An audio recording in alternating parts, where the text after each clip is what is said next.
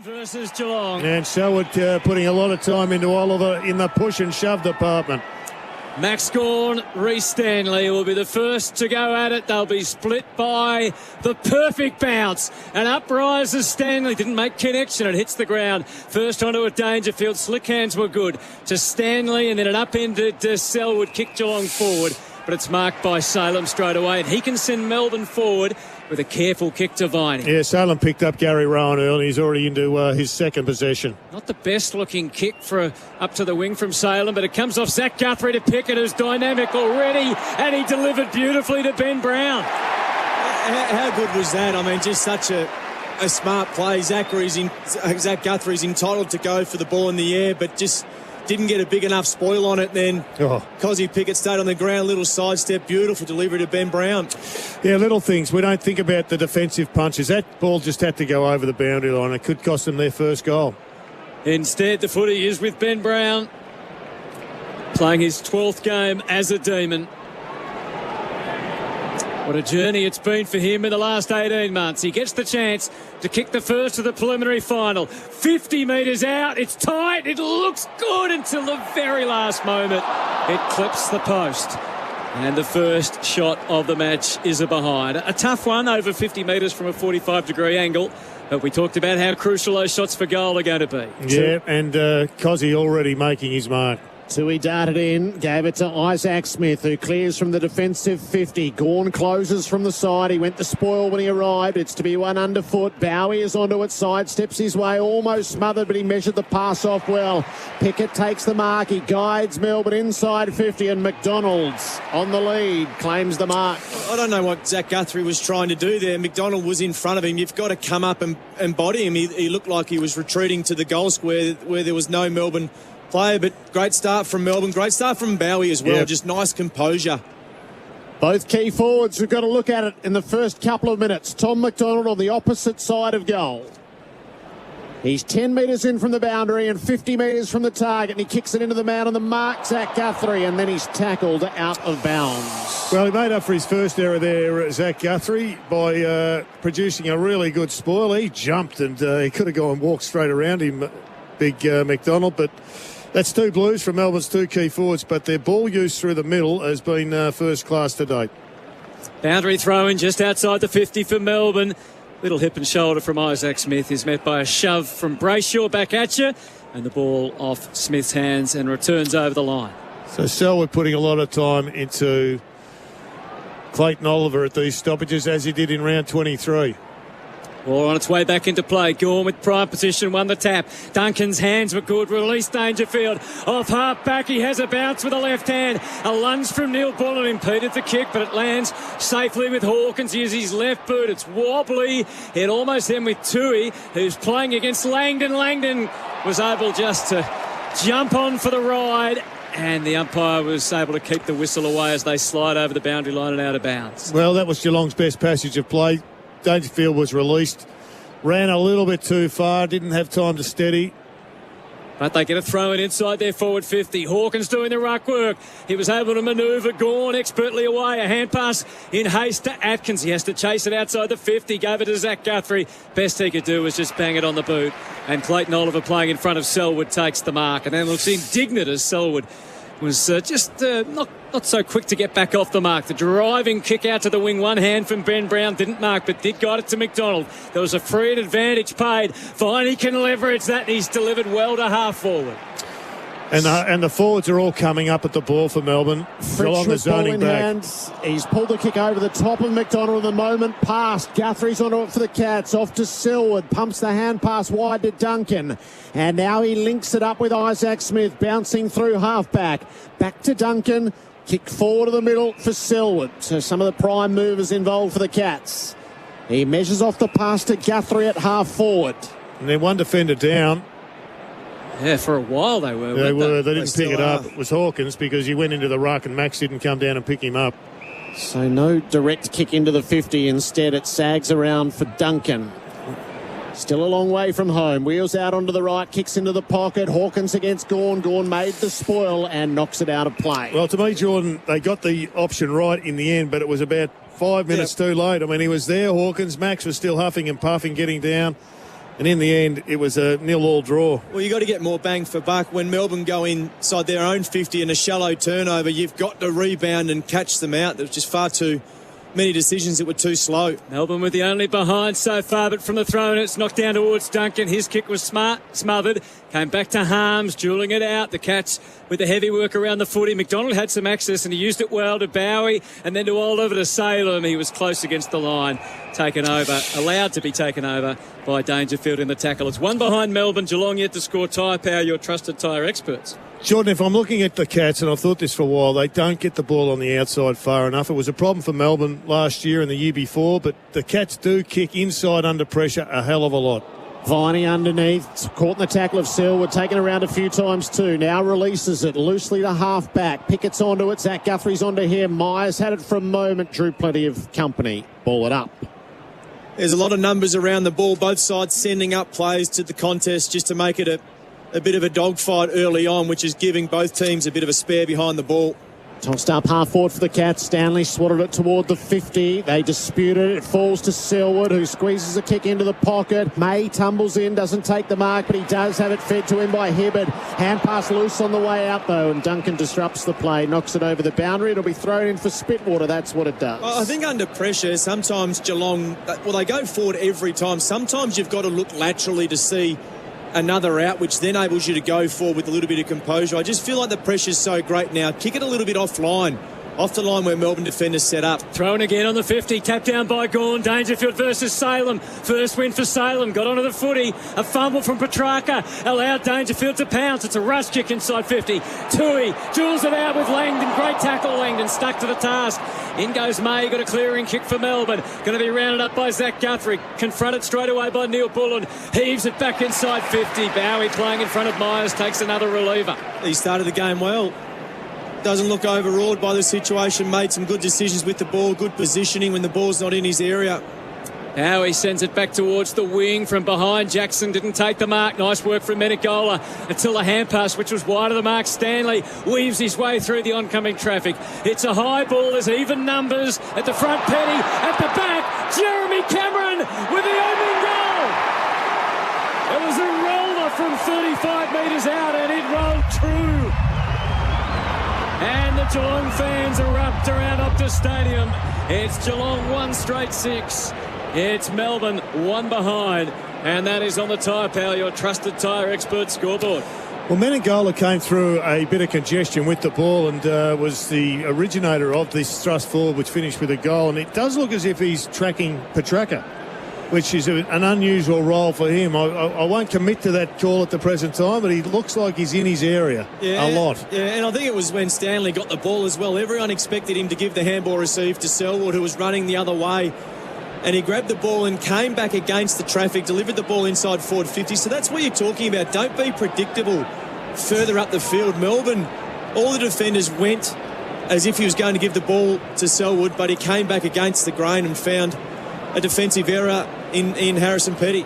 Jordan Lewis and Jared Healy for car sales. Everything you ought to know. Cats with the first goal. Stanley wins the tap in the middle. Oliver harried by Selwood every step of the way. Menegola gets in, wrapped up by Oliver. Ball it up. Yeah, so Menegola is going with Petrarca at this stage. Something had to change because if Tui was going to a wing, Smith had the other one covered. They had to find a role for him. Jackson's come on into the ruck. It's won away by Neil Bullen, who gives it to Petrarca. He's out the front and he kicks deep. Very deep. Brown got rid of Blitzarves and takes the mark at the top of the square. And that's what you find around the contest. If you do have someone that's getting tagged, so in this case it's Oliver, you've got to able to manipulate the stoppage. So make a 2v1. Get Menegola out of the dangerous area where you want to use as a hit zone. So that was interesting because Menegola went to Oliver and Selwood then should have gone to Petrarca, and yet it was the reverse earlier. So it's probably a softer tag, but they butchered that one there, the Cats, and Melbourne split them open. Ben Brown hit the post with his first shot. This is close in, on the move and straight through the middle. Petrarca sets up Brown. And Melbourne answer 1-1-7 to the Cats, 1 straight on the Tyre Power, your trusted tyre expert scoreboard. There's 13:28 left on the Makita Rule the Outdoors clock. So I think the initial setup around the stoppage was really good, but Oliver's getting a run with Menegola, so he starts in the hit zone and then gets out of there. So he takes Menengola out of the hit zone. Then Petrarca comes in and finds that space vacated by Oliver. And then you just get the ability from a stoppage to drive your legs. And a really nice kick to Ben Brown. Both Ben Brown and Blixarves were running back towards goal. So it needed to be a kick to the advantage of the forward with a little bit of height. It gave Ben Brown time to work off his opponent in Blixarves and complete the mark. Really good positioning there by Ben Brown. He could have gone forward, but he was far enough away from goals to have some paddock behind him, and Blixarves got turned around badly. So the D's back in front. They lead by 1. Jackson takes his turn in the ruck. Really, Stanley wasn't allowed a fair contest there. The umpire wasn't too hard on himself. Play on the call. He worked it out to Langdon. Kicks towards Gawn, who's gone forward. Challenged by Henderson. And then Blixarves tackled really well by Ben Brown. Kick just stayed in barely for the Cats. And then Harms wears about 3 tacklers and forces a ball up. Interesting the role that Max Holmes is playing. He's notionally in the centre bounce. He sort of looks like he's minding someone. Then he goes ball watching. Restart, and they don't go too fast. Barrow dragged down that time. Another ball up just outside the 50. Melbourne lead by 1. Jackson manhandled by Stanley, who got the tap down, but Langdon collected. A blind handball to Holmes, who's quickly the subject of a Harms tackle. So it's Harms on Holmes, and it results in a ball up. There's not much space around this contest. Melbourne +2 in the contested possessions so far. They try again. Jackson taps to the outside. That was close to the line again. Langdon, a hopeful handball. Harms almost ran onto it. Sparrow almost ran onto it. In the end, Harms was dragged down by Buse this time. They've got inside the 50, but it's the same result. Jeez, we're getting some ball ups and stoppage, aren't we? Not a lot of free kicks being paid. So toss it up. Gawn taps it down to Oliver. 2-man tackle to dispossess him, and Menegola stepped his way through. Brings the Cats out to half-back. Bouncing ball toward the boundary. Insufficient intent is paid. And Lever gets it right back.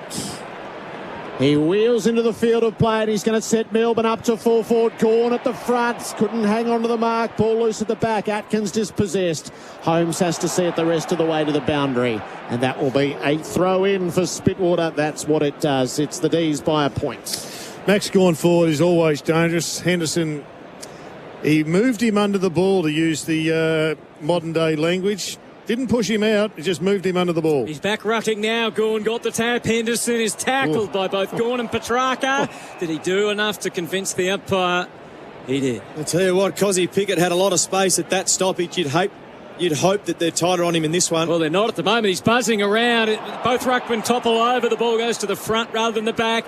Harms flicks the handball straight to Henderson, who just blasts it out of there. Let's see if it's going to be replied. Oh, almost the mark to Myers. He and Close didn't really work out who was doing what. An important prod by Smith, but it went back to May. And they insert again to 30 out. Brown, was he interfered with? Petrarca, Gawn. Ball haphazard. Look at Pickett. He busts through. In the end, he had the handball. Go to Spargo. Immediately tackled by Henry, and the whole thing grinds to a halt again. Tension already. It's 1-1-7 Melbourne. They're testing this Cats defence, who are holding up so far. Quickly thrown up. Harms got hold of it. He was loose. The stoppage. He wheels around and kicks the goal. Utterly unmarked, and he makes the Cats pay. Harms with Melbourne second. 2-1-13 to Geelong, 1 straight on the Tyre Power Scoreboard awarded CanStar Blues most satisfied customers again. I reckon he's one of their most dangerous players, and he's dangerous because he's a goal-kicking midfielder. He's a goal-kicking midfielder that goes to opposition stars, and he hurts because the stars don't pick him up, and he's got great goal sense. He nails a lot of opportunities, and I reckon he's worth investing in 2 weeks' time as a potential medalist, because he does kick goals if they get there, the Demons.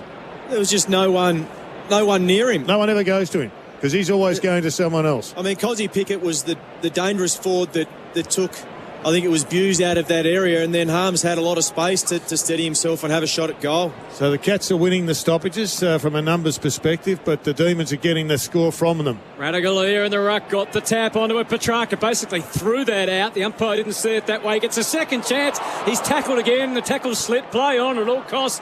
Set the umpire close. Runs headlong into Brayshaw. And again, we're going to have a ball up. Well, Kane's had his way. No whistles tonight. Yeah, you put the whistle away. How that works, I'm not sure. Umpire Corns throws it up, and the ball comes away from Viney. Brayshaw couldn't quite. Has Viney had the legs knees. taken out? Yes, he has. Yeah, it's a tough one because it was minimal contact. I thought Dangerfield did everything right. I know he left the ground, but the ball was there to be disputed. Viney's going to kick the ball to 50 again, and Ben Brown is a prominent target and a prominent feature of this game so far. He takes the mark. 60 out from goal. McDonald running back to the square. He's got options short. He tucks the kick towards the front. Up goes Sparrow. Knocked down. Neil Bullen has shaped the kick, which has gone through. Off the outside of the boot. And the Demons getting some reward now. They have 3-1-19 on the board. And Geelong are 1 straight 6. Tyre Power awarded CanStar Blues most satisfied customers again. Well, it's that back line that's really getting hurt at the present time. They just aren't able to go with the ground ball players. Ben Brown's making a nuisance of himself at this stage up the ground, taking some marks. He's exposed Blitzarves a couple of times, and he started particularly well. Could have kicked a couple. But it's on the deck that they look so dangerous to me. There's no physical pressure. When the ball comes in, there's just no body checking. Ben Brown's allowed to jump at the ball. There's a metre gap between he and his opponent. And then Neil Bullen, he's able to get the ball inside the forward 50 without any pressure. Yes, it was a good finish, but all the Geelong defenders are just spectating. There's a lot to study on the replay for Self-Wealth Trade Shares. Smart up. Melbourne by 13. Selwood took the ball in the middle and he breaks away. Hand passes to Guthrie. Curls the ball up to half forward. Holmes was behind. He brought it to ground. Gave it back to Selwood. Caught by Lever. Play on is... No, play on is the call. The whole stadium stopped because the free kick was there. Neil Bullen out to Lever and off to Spargo as Melbourne build the ball off half-back. Pressure came at Bowie. Smothered. Coming through is Atkins. Hand pass a bit haphazard. Close gets a hold of it. Releases it to Holmes, who runs out of space. It'll be thrown in. Jared, it wasn't even the typical Cell one hit the arm and it flicks up. He got him in the head straight away. I've never heard more nonsense than throw the whistle away and keep the whistle away in finals. It just beggars belief. If the free kick's there, pay it. Yeah, that was missed. Halfway through the opening term, Geelong in attack, down by 13. Hawkins taps it out near Dangerfield and Cameron and Myers, and Isaac Smith dropped the footy when Rivers got hold of him. Sparrow takes it and he's wrapped up. It's 1-1. 1-1, yeah, that one was the free kick against Smith for sure. He poked it and he had the ball knocked out. Bottom line, though, Melbourne's applying better pressure for mine and handling the pressure a little bit better. Canes in their heads. Throw up. Grabbed by Hawkins. He got knocked down. Coming through Oliver. Got it on the left boot. Got Melbourne out of the immediate danger. Although Blitzarves had his arm chopped in a flight. Play on is the call. Sparrow, it could almost be holding the ball against Zach Guthrie there, who fell on the football, but that's not the way the umpire sees it. It's a ball up. No free kicks tonight, Hutto. Yeah, it seems that way. Jackson does the ruck work against Radagalier. Guthrie, we haven't seen a lot of yet. Piling on is Vine. He came out with footy in hand and gave it to Oliver. He had a bit of space and a bit of time, about to think where to go next. Diving effort to mark by Henderson. Wasn't enough to take it. Batted away, though, by Blitzarves. He got it safely to Menegola. The hands had to be quick and they were good enough. From Holmes to Dangerfield. He could have given the handball to Selwood. He wanted to get it in there towards Hawkins. And in the end, it was a good decision. Hawkins takes the mark. It was right on that fine line. Umpire Healy would have given the free, but they're not paying too many so far. I mean, it was a great effort by Tom Hawkins, but Dangerfield, you've got to think about where your numbers are and the advantage you've got further up the field. I mean, he had 3 Geelong players around him. They could have run and carried, and that's just a blatant push in the back from Tom Hawkins. But I think we've seen early on this game, they're not playing free kicks. So now he has to convert for Geelong. The momentum is all with Melbourne. Cats have got a couple of minutes at it here. He needs to kick it all of 50 metres. And he kicks it way into the crowd and a mile to the left. What will be the psychological impact of that? Time will tell. He's so often the barometer for this side with his goal kicking. And that one, he just dead set shanked that. But that was the footy gods. So I think they've arrived in Perth. Long kick on the way at the restart. In the Gorn direction. He knocked it down to Brayshaw. Squeezed a kick against the boundary. Kept it alive and Pickett is onto it. Hand pass to Harms. Brushed his way clear of the tackle. And kicks in the Brown direction. He's got 2 against. Blitzarves went up and knocked it down to Zach Guthrie, who is able to guide the Cats down the wing. Close has to present it. Cleared him. Taken by Henderson. He works it forward of the play to reasonable effect. Buse trickled it around the boundary. Gawn stood against the flow. Missed the hand pass to Salem. Close was brave. Knocked it up to Hawkins. On to Tui. Stood in the tackle. Back to Hawkins. The pressure almost overwhelming. Guthrie to Atkins. It went nowhere. Tui and Close both have a go. They just can't get through the Cats. Now Tui threw it onto the boot. Took a bit of territory. Viney tackled by Holmes up at the 50. And that is where it's going to be balled up. Or Mays on the bench for Spitwater. That's what it does, talking to the medical staff. Well, as long as he doesn't grab the back of his leg, I think he'd be okay. But, gee, he's going down. It looks weird, doesn't it? So that was a free kick for an incorrect tackle from the Cats on Viney, and Melbourne have possession. But hearts are pounding a little stronger now as May goes down for medical attention. Great mark by Gawn on the wing. Front of Dangerfield, and he's off. Keeps it low. He guides to Brown again. It slipped through the fingertips that time. Blitzarves had Henderson and the boundary line close. He used the handball to Buse, a bounce handball to Myers. He hesitates because he knew that the man he was going to handball to, Atkins, was going to be under immediate pressure. Clever play by Oliver not to overcommit, but the Cats find the target, which was the boundary line, and a bit of relief. I think the Cats just need to find a mark. The pressure is so great from Melbourne. They keep flicking the ball around, so it's either... What do you see there, Jared? Hammy grabbed at the hammy when Tom Hawkins pushed him out. He landed, then he went back for the left. Maybe this is why there's a week off, so May's hammy can get better. Viney to Salem to Neil Bullen. Inside 50 from the stoppage, but it's rounded up by Blitzarves. Off to Zach Guthrie under pressure from Pickett. High on the way out. Petrarca works Selwood underneath, but couldn't make anything of it as the boundary wins out. Around the grounds for Chemist Warehouse, great savings every day. Qualifying final in the NRL, Melbourne Storm 16, Manly 0 halfway through. It's fair to say that there's a growing quorum of people that want the into-the-back rule changed. They're all on the same wavelength. Melbourne by 13. Tyre Power scoreboard. Dangerfield got it at the stoppage at half-back. Close couldn't quite gather an awkward ball on the wing. Leave tackle, but able to release it. Bowie away to Harms, who's been busy, and on now to Sparrow. Has a look for the D's inside 50 and gives them a look deep. It's both targets are there. Blitzarves knocks it away from Brown and McDonald and out of play in the right forward pockets. I think the last maybe 3 inside 50s for Melbourne have just been that long bomb. I think they can maybe use the numbers further up the field to try and create some time to get the forwards some separation, but they're peppering. Geelong are defending well. Pickett's loose here. The tap down almost went to him from Radical. That's just madness from Geelong. Stolen by Petrarca. He should go. He does. They are just so dangerous at the moment. The Geelong defence do not have the answers to the weapons that Melbourne are displaying. 4-1, 25 to 1 straight 6. The strength of Petrarca on display there. But how is Pickett allowed to be free at the stoppage? So that's the flow-on effect. If you allow one dangerous forward to be free and he's on the move, it catches the attention of the other defenders. So then they try and mop up what hasn't been done already. Then Petrarca gets some time and space, and then once he got that ball and busted through the stoppage, you could see there was a Geelong spare defender, a couple of spare defenders guarding the goal square. You need to be up on top of these players. You can't give them time and space. Blitzarves, Henry, Henderson, far too much room for these dangerous small forwards in the forward 50. All 4 goals from clearance so far for Safety Steel Sheds. 4-1 to 1 straight on the Tyre Power, your trusted tyre expert scoreboards. Blitzarves into the ruck. Free kick against Gawn. Selwood claimed the advantage but had his kick smothered. Viney swoops on the loose footy off to Salem. Kept his hands free and worked it to Gawn, who glides through the middle. Gives it back to Viney, dashing on the wing. Sets Melbourne to half forward. Pickett was behind Zach Guthrie and he chopped the arms or went over the shoulder. Take your pick. And it'll be Zach Guthrie's ball. Well, we've got a injury sub in Jordan.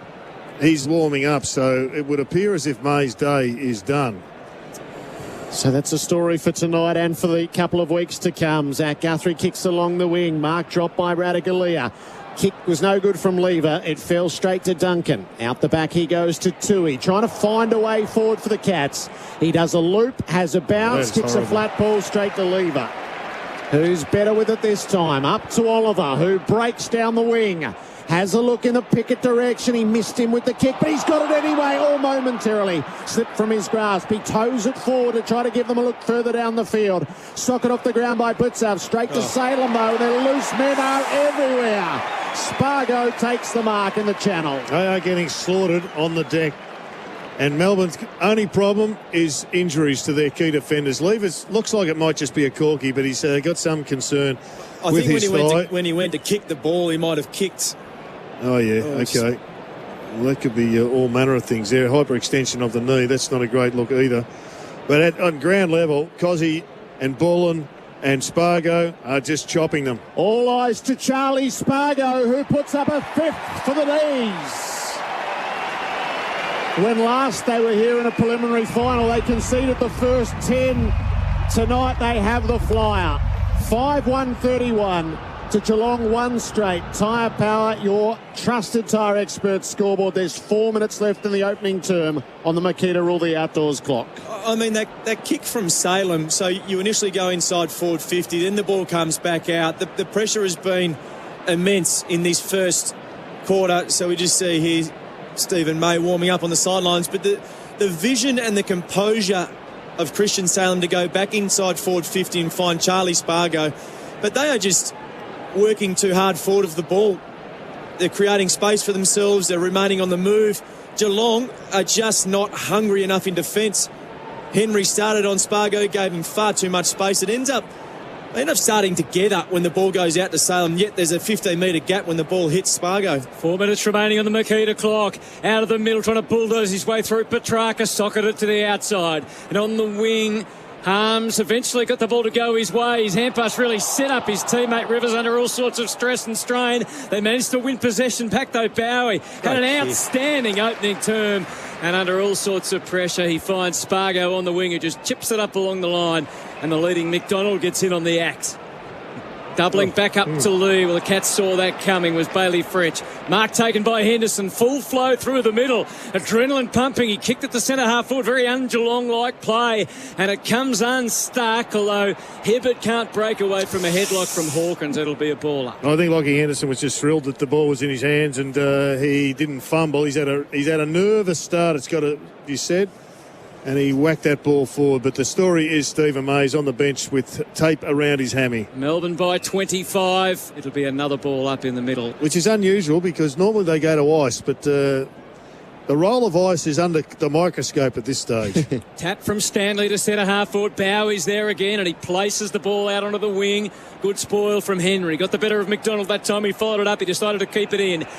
Oh, no, he must have just walked over the boundary line as he was releasing the handball. Isaac Smith had a different view to the boundary umpire and very reluctantly hands it back to him. 5-1-31 to 1 straight 6. So the flow-on effect defensively, Lever goes to Radigalia, Hibbert takes Cameron and Petty goes to Hawkins. Melbourne running hot for Ream, steady, hot and strong.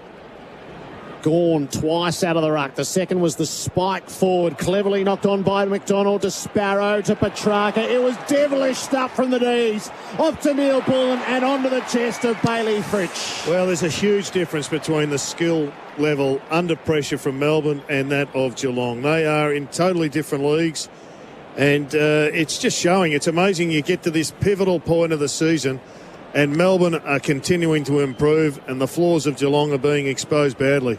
He's kicked 51 goals, 21 this season, Bailey Fritsch. He does have one hair only out of place as he makes his approach to goal. Fritsch from 51 out. It's out to the left. It's not going to carry. It's helped through for a rush behind by the defence. 26-point lead. It did. He just should have taken the time to groom himself on the way in. Tyre Power, your trusted tyre expert. So finals pressure will do to you. Well, the inside 50s, Melbourne absolutely dominating. They've had 8 of the last 10. As Tui wanders in, an undefined plan. He kicks to the wing in the end. Dangerfield was the target. Offhands, good reflex grab by Zach Guthrie. Kicked it along the wing. It pitched in front of Hawkins. Took a cruel bounce. It favoured Gawn. A hand pass to Salem. He kept his composure until he kicked it. Then it went out on the full. Gary Rowan yet to have any influence on the game whatsoever. Haven't seen him, Jared. You just get the feeling they're going to have to roll the dice here, whether it's to put Cameron up onto the ball, Louis. They're almost out of this game now, and it's not even quarter time. Off to Isaac Smith. He bangs it up. Stanley from behind Gawn. Gawn wasn't going to be dislodged easily. Sparrow, the ball spews out of his hands. Salem Run put a good tackle on. Close, forced the path through to Duncan. He was trying desperately to get it to Cameron. All he could do was break even and get the ball over the line away from Hibbert. So we'll have a throw in. So the plus for Geelong is that Hawkins hasn't got his normal adversary. He's off the ground. That's the big plus. But through the middle of the ground, they're getting a lesson. And across the half-back line, Salem and Bowie are just distributing the ball without pressure. Margin 26. Just outside the 50 for Geelong. The throw in, the tap from Stanley. Charging through, trying to will himself onto the foot. He was first Dangerfield and then Selwood. But as has been the way, Melbourne win possession until he was a bit too cute. Pickett. Advantage paid. Yes, Isaac Smith didn't realise it has. It's a long kick. There's Radicalier. There's Hawkins. Radicalier almost petty. Tackled immediately by Hawkins. And Bowie happy to bundle it all over the line and out of bounds. So a telling minute 4 to go. They're working still on Stephen May. They're not giving up yet. That's all for Spitwater. High pressure cleaners, tools, not toys. Aussie tough. A minute and 4 seconds left in this opening term. Geelong have it in the forward pocket at the throw in. Gawn holds his ground against Hawkins. Hawkins ended up with it. Hand pass to Guthrie. Released it out near Dangerfield. Petrarca wears him close. Dangerfield's hand pass inboard is taken by Duncan, but then he's taken by Brayshaw. Dangerfield does look like the dangerous type around stoppages. He is on the move. He is charging forward. That would be the one player around this Geelong forward line that you would watch. Inside the final minute now. Hawkins taps it down. Petrarca tried to forge a path. Hand pass to Harms. Out the back to Oliver. Pokes it back to Petrarca. Flings it onto the boot. It's not his greatest kick. Henry almost pinched it. Melbourne have got great numbers around it though. Spargo off to Jackson. Links it up to Salem. They've got runners on the outer side. Langdon takes the mark. He's got Spargo and Hibbert. If he wants to use them shallow, he'll use Hibbert. He hung it up and it allowed Cameron to arrive and just tip it away and out of play. Yeah, really good defence from Cameron. I think he needs to come up the ground a fair bit more. I think they need some more skill through the middle of the ground, and he's their best kick. 21 seconds to go in this opening term. It's belonged to Melbourne. 5-2-32 to 1 straight 6. One last thrust. Which way? Oliver tried to make it Melbourne. He squirted the hand pass up under intense pressure. Hibbert tackled by Dangerfield, but cutting the other way, Salem. 10 seconds remaining. Pivotal clash in the air. It's knocked away by Jackson. They'll get the last shot. Fritsch from the boundary. Zach Guthrie was on the line and played goalkeeper. And unlike soccer, he was happy to knock it straight into the net. What a quarter. The Melbourne fans who have partially filled up the stadium and are spread right around the country. Couldn't have asked for much better, apart from the injury to Stephen May, who's still trying to convince the medicos, his coach, himself, that he's all right. It's 5-3-33 to 1 straight 6. Goal kickers Harms, Petrarca, Spargo, Neil Bullen and Brown for the Ds. Well, Jeremy Cameron kicked the opener of the game. Melbourne by 27 points on the Tyre Power, your trusted tyre experts. Yeah, it's all coming down to stoppages. The amount of goals from clearances is a record number, I reckon, to quarter time. But the biggest story is that Stephen May is back on the ground. He's got his leg taped. Now, whether or not this is a risk, we'll never know.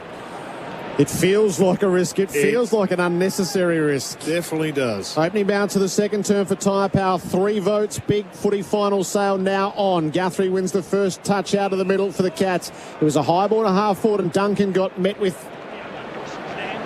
in an illegal manner. His kick sideways is hopeless though, and it pitches up into Neil Bullen.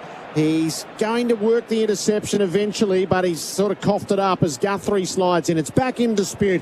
Fritsch used the body to clear the way and then got taken high by Stanley. So a bit of a mess to start the term. It was just a bizarre decision by Duncan to go across the face of goal. So maybe that gives you an insight. They want to try and change the angles further up the field to make Melbourne defend. Fritsch out the near side for Gawn. Links the hand pass up to Salem, who's running free up the wing. He has a look for the D's up to the 50. Brown across the front. McDonald in the mix. It falls the way of Spargo. Hand pass to open space. Oliver's got hold of it. He's tackled by Henderson. He released it to McDonald, who's rounded up by Stanley. Ball up.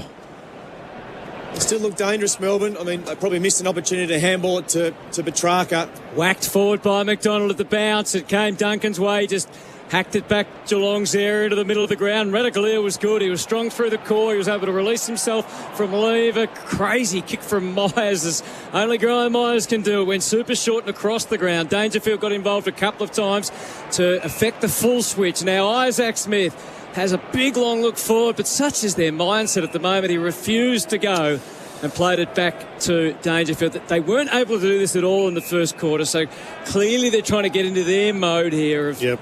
A lot of numbers weren't forward of the ball, though, so they had to go sideways to get some numbers, but now Melbourne get all the numbers. And Selwood just softened the kick ever so slightly, top of the square, and Stanley reaches up to the heavens and takes the mark. Well, he's been pretty good, Stanley. Geelong haven't had a lot of good players. He's been one of them. He was on Stephen May. Whether or not May wanted to go as hard as he perhaps could, I think was probably irrelevant, because this was a really good jump. Yeah, they got a bit lost there. Yeah, The there was a Melbourne mismatch defence. there. So it's simply must for Geelong. 25 metres out. Reece Stanley delivers Geelong's second goal early in the second term. And on the Repco authorised service scoreboard, Geelong go to 2 straight 12. Melbourne 5-3, 33. And if this game's not to be over, it really is Geelong getting reorganised at quarter time, and we're seeing the result of it early. Yeah, and I think you've got to understand it. There's still 3 quarters to go, so it's a 21-point margin. Don't think you're going to get there in a quarter, so just slowly grind them down. Melbourne clearly want more intensity in the game. Geelong want to slow it down and really maintain the ball, but that was just a good kick in the end. Max Gawn got caught further up the field. He got Tom Hawkins, so there was a mismatch already. Then Stanley slips in behind, and he's got Spargo. So the kick in their direction clearly would have favoured Stanley as the forward. That's just a complete mismatch. Max Gawn got taken out of where the dangerous spot was in the forward 50. In the end, you had Spargo on Reece Stanley and Brayshaw on Radaglia. I mean, they were a mess then, Melbourne, and they'll want to know why they were a mess so they can sort that out. The replay for Self-Wealth. Trade shares smarter. Melbourne will win it out of the middle as Viney spreads it off to Oliver. A clean break. He goes deep and he wastes it. Henderson had front position. Brown jarred it loose. Underneath Spargo. Burrowed through and snapped the goal. An instant reply. Spargo with his seconds. Melbourne reset it at 27 points for Repco authorised service. Well, last week it was Port Adelaide with big King Charlie bringing the ball to ground and dominating at ground level. And tonight it's Melbourne. This time it was brought to ground. Henderson either fumbled it or he had his arm chopped. The replay will reveal. But again, it's just another ground ball won by Melbourne, and Spargo having an impact. And you speak about critical contest. The one in the middle of the ground, Dangerfield looked like he was through, yet it was a last-ditch effort from the Melbourne midfield to turn the ball over. Some really nice hands from Viney to get it over to Oliver, that then was able to take ground. But you're right, Ben Brown just brought it to ground. He was caught out of position. He just knew the role of his spot at that point in time, and the small forwards of Melbourne looked dangerous. Yeah, Zach Guthrie went ball watching and his man kicked the goal. Stanley tapped it down to Viney. He's such a determined player. He threw it, according to the umpire this time. He's saying, well, I got clobbered. The umpire saw it a different way. Free kick goes to Dangerfield, who darts off, takes off and kicks as long as he can. There's some interference, and it might be a Geelong free to Myers against Rivers. Yeah, well, you'd like to get a look at this. I think out of the corner of the screen you saw Myers go to ground, and Rivers is trying to plead his case, but Dangerfield just wanted to get it in there quickly, so he didn't allow the defenders to roll back and have an influence. It's a pretty soft free kick. So Myers stands 35 metres out from goal, a little off to the right, and he's put it through. It was one of his less complicated looking kicks, Graham Myers. Yeah. Much better than the one in the middle of the ground we saw. Most importantly, though, he converts, and Geelong showed that they are up for the fight. 6-3, 39 to 3 straight 18. Well, it's been a good start by Geelong. A couple of goals give them a little bit of breathing space. They've been exposed at the other end of the ground. I'm not sure how they're going to address that. Zach Guthrie's being really well beaten by his man at ground levels. Pickett's started the game really well, but at the other end of the ground this time, they get the job done. Free kick seemed to me to be there. What's your thoughts on replay, Geordie? He's hard to move. He is hard to move. I think he can take over the umpire's coaching role. No free kicks. The way the umpires have started the game, you would expect that to be let go. Maybe they got a little rev up at quarter time as well. Your access past the safe and secure share trading the replay there. The Cats are down by 21 on that goal. Gawn wins the tap in the middle. Selwood dispossessed. Stanley has a go. Holmes, he pulled it clear, but his kick went straight into Petrarca. The ricochet is up for grabs. Selwood determined to win it. Off to Menegola, got right under it. High ball to half forward. Lever closes, makes the spoil on Rowan. Back into the centre square. Holmes tracks it. Petrarca was clever as he towed it out towards the wing, and he's on the follow-up.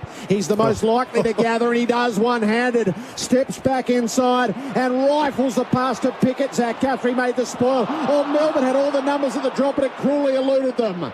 Close comes through to Selwood. No favours the hand pass to Rowan, who was in the tackle. Released it to Holmes. Menegola has a go.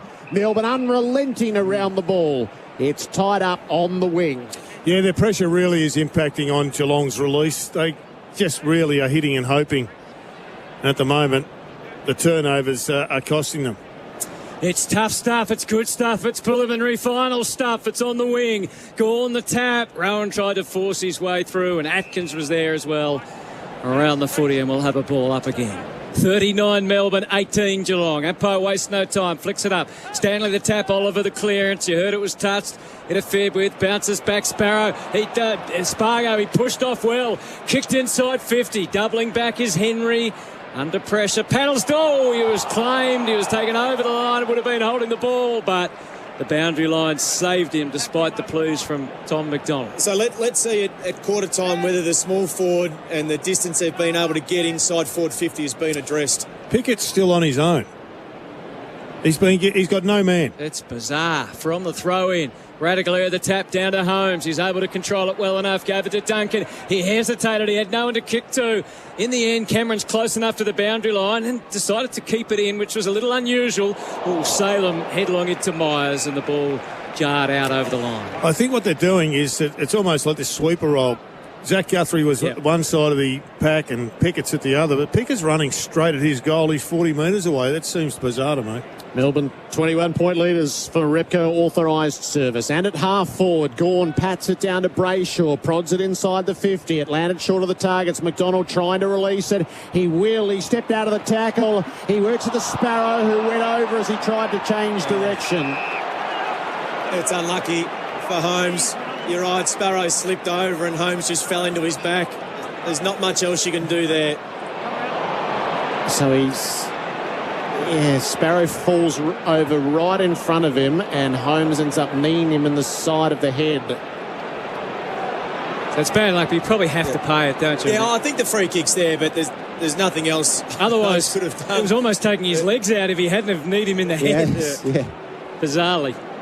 Tom Sparrow with a shot at goal as a result. He's out to the left, but there's plenty of daylight between the posts.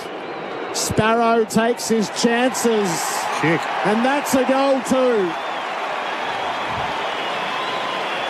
The Demons turning everything up. Winners at the moment, 7-3-45 to Geelong. 3 straights on the Repco authorised service scoreboard for expert car service you can rely on. Visit repcoservice.com. So right now Melbourne have got 2 goals to Spargo, 1 to Ben Brown, who could have kicked 2. Harms has kicked a goal. Petrarca's kicked a goal. Neil Bullen's kicked a goal. And that wraps it up. And Sparrow has now kicked a goal ahead of the stat sheet. So they have got so many options up in the forward line. I reckon Holmes, that's easily a free kick. He wouldn't have wanted to have created any more damage here because he's just come in with the knee drop. I think the other thing that is working in Melbourne's favour is around clearances. Max Gawn starting to get real connection through his mids. Oliver, Petrarca, Viney, really nice clearances. Centre bounce, tried to spike it forward, Gawn, but it bounced back towards Menegola, curls the left foot, kick deep. Rowan back with the flight, did well. Then he lost his footing at the critical moment. Close as latched onto Rivers' ball, they cry. Play on, the umpire said. It was a big non-call. Gee, I thought the umpire had a great vantage point there too. Ray would have paid that. That's why he was dropped. And the game's the poorer for it. The sheer squad's flying. There they are. Goon got the tap down to the goal square. Levers jumped on it. He has to get rid of it or he's cooked. It just came out to Gawn, who kicks it through for a behind. That was a drop punt. That was a drop kick. In which case it's holding the ball. If it is a genuine drop kick, but the umpire maybe didn't see that, and it's a rush behind. They maybe haven't seen a lot of free kicks. That's a drop kick. Yep, that's a free kick. It is. May into the back pocket for Hibberd with the margin at 26 points. Long went Hibberd, and flying the pack was Jackson. That is a stylish mark. Yeah, I think the Geelong defenders, if you're a tall defender, you've got to fly. We've seen Ben Brown impact. We're now seeing Jackson impact. The rising star from half back to half forward. Brown brings it down underfoot. He was hoping that Pickett might be able to get hold of it. It ends up being swooped up by Gawn. Loose hand pass. Blitzarves bounds onto it for the Cats. Hand pass to Myers. Dinky kick straight into Harms, and the moment passed. He works it away to Hibberd. Melbourne have got runners on the wing. Kick finds Viney. He's floored by Close as he kicks it. It has to be downfield. Yeah. So a straight turnover to Tui is instead going to be Petrarca's free kick on the undisciplined work of Brad Close. It's costly because Geelong were away. Pickett alone again. Petrarca has a look deep and then goes shallow and plonks it to Gawn. It was touched on the way. The big ruckman swings and goes. Slapsy Maxi, that's magnificent. Max Gawn has his way, and it's a 32-point lead. It'll be the goal of the game for instant windscreens. 1-3-2-4-4.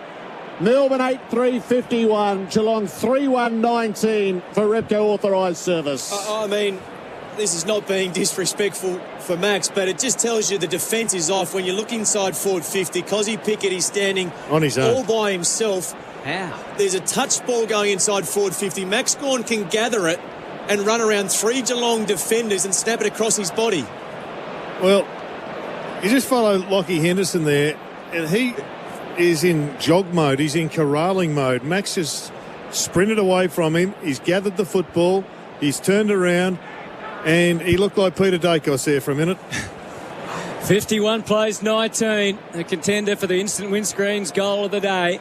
1-3-2-4-4. Centre bounce. Radaglia got the bet of Jackson, but he followed it up and basically hurled it away. Jackson to Oliver to Viney. The next hand pass should release Jackson. It does. He decides to kick the ball back to Salem, and he's got a clear path forward. He places it wide for Brayshaw, just forward of the wing, onto the left boot. He trusts it implicitly. It wasn't the best kick in the end. Petrarca couldn't handle it. It was above his head.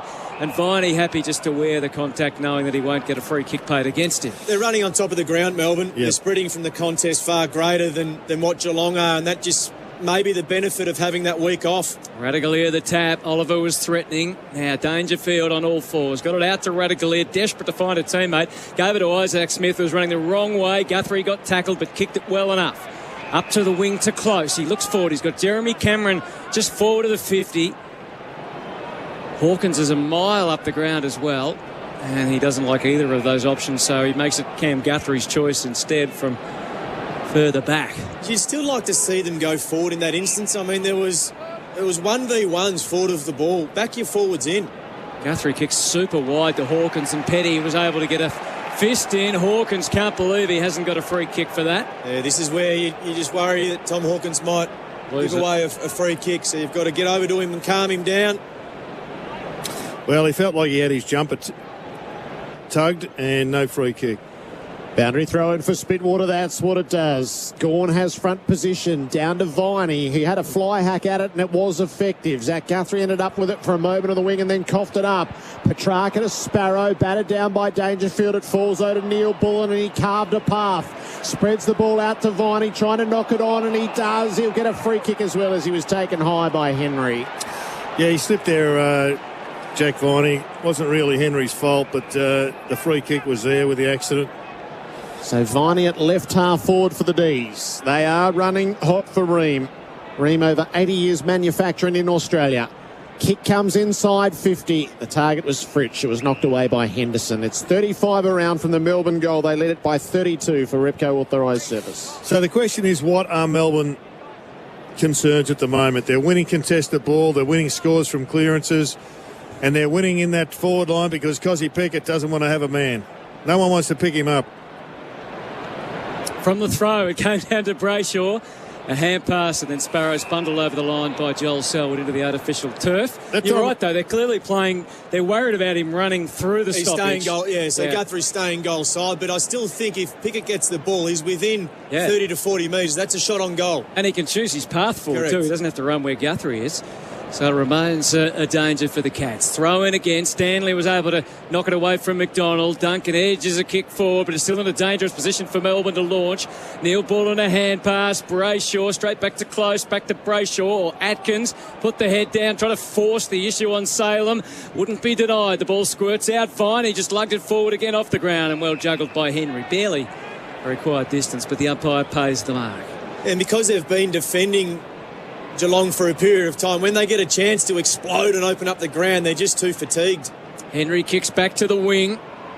Hawkins looked like he judged it well, but he didn't take the mark. Viney onto it again, gave it a lever. He pressed aside Hawkins. Eyes up quickly. Where's he headed? Henry came through with authority. Then he dropped the ball. Petrarca didn't. He pounced. He gave it to Brayshaw left half forward. He realised the Cats were deep, so he went short. McDonald takes the mark. Pickett's coming up to the footy. Just on the edge. Give it to Cozzy. He didn't. He kicked into the pocket for Fritsch, and Blitzarv saw that coming and knocked it out. He's made some funny decisions tonight, Tom. I mean, he's only had the 2 or 3 disposals, but a couple of times by foot, he just looks like he's a bit flustered and not taking the easy option. I mean, Fritsch was on early, then Cozzy Pickett popped up.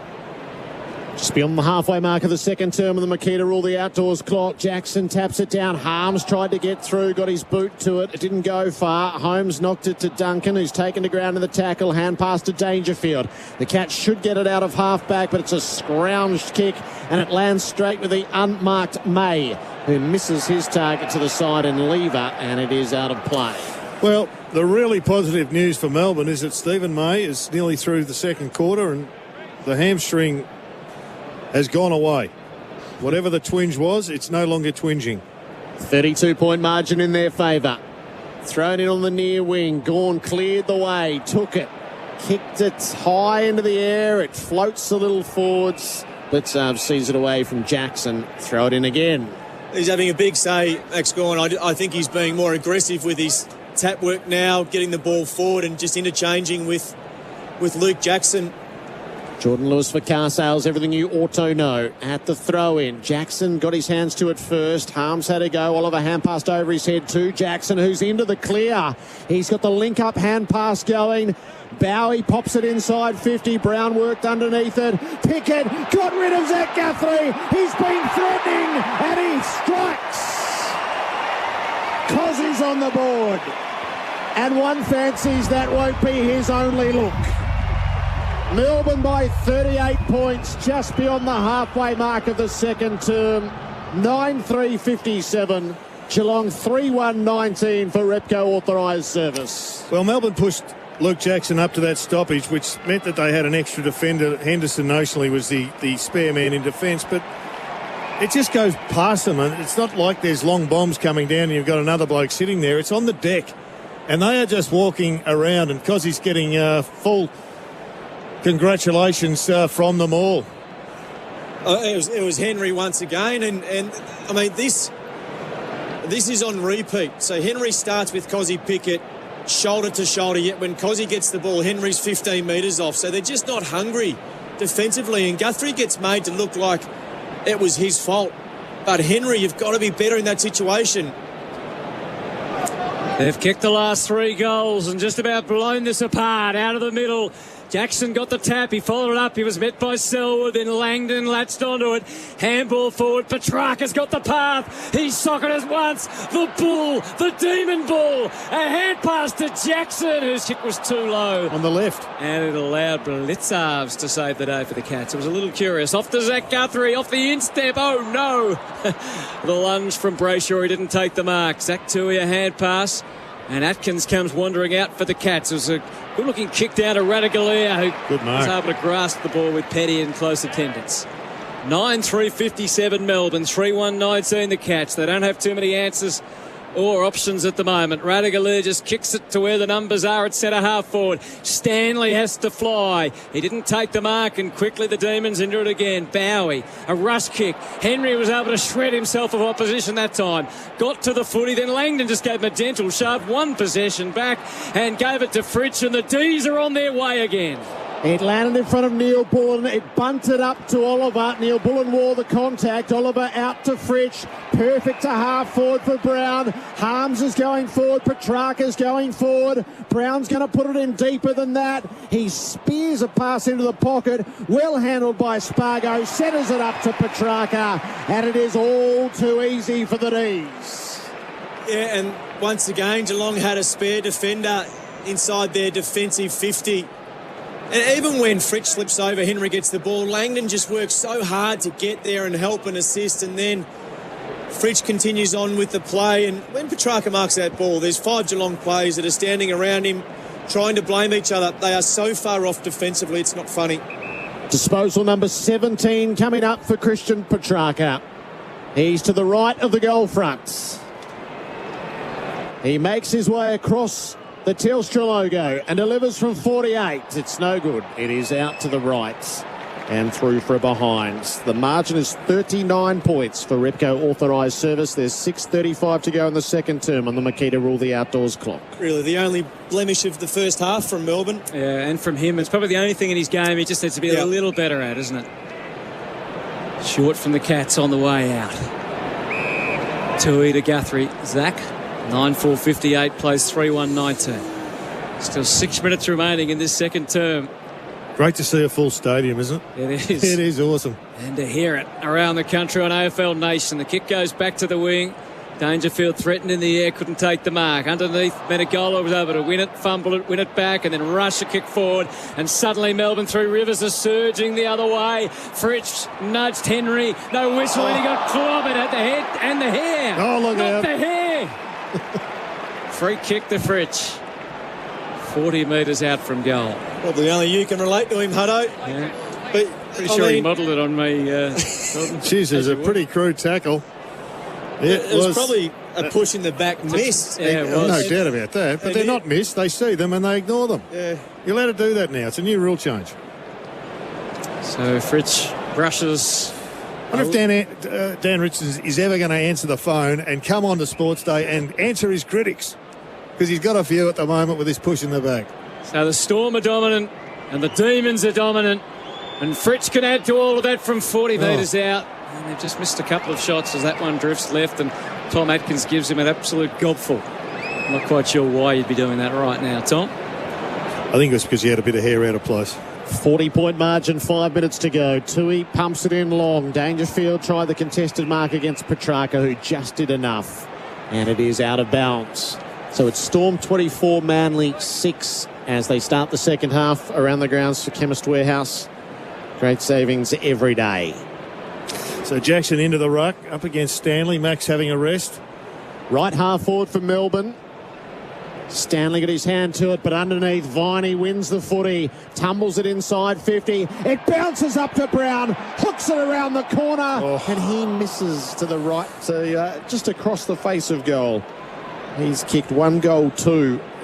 He's had one into the post, and that was as good as into the base of the post. A 41-point margin for Repco authorised service. Jack Viney having a big night, getting plenty of ball around the stoppage.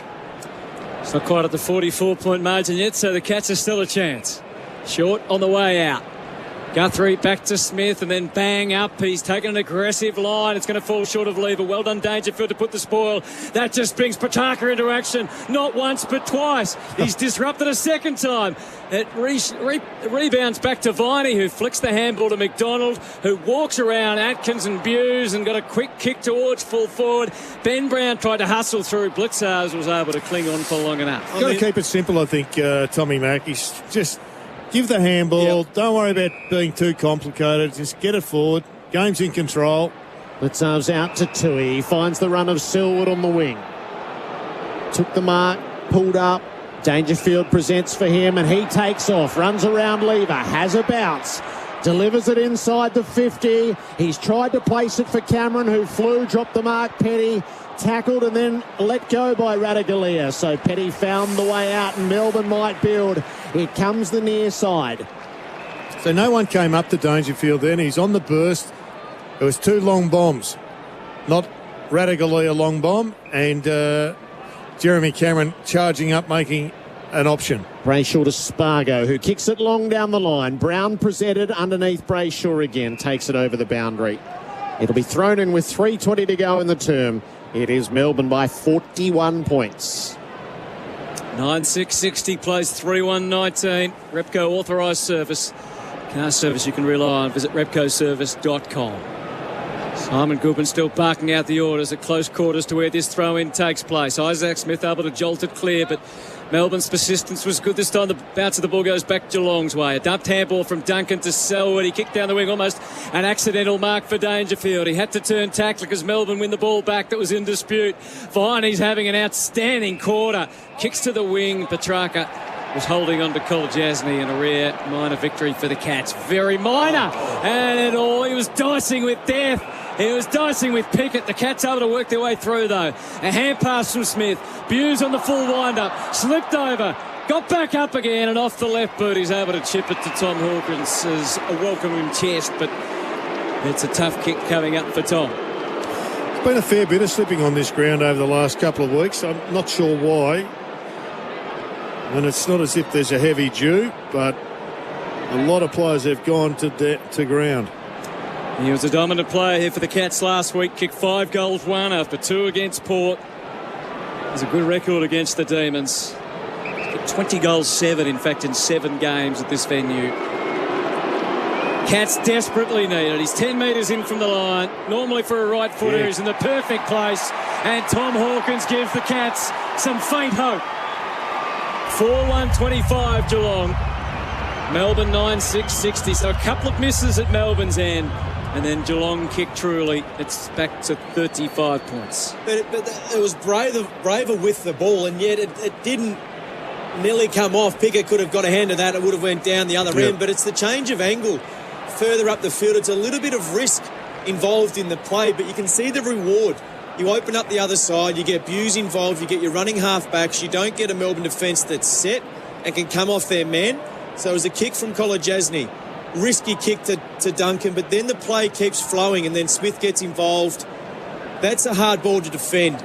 When you're trying as a defender predict where it's going, then the forwards have got more space to work into. They need more risky type plays like that, Geelong. Inside 50 count, Melbourne 30-17 for Safety Steel Sheds.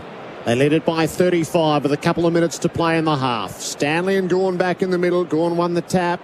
Oliver is onto the footy. Selwood onto him. Jarred it free. Cam Guthrie towed it forward.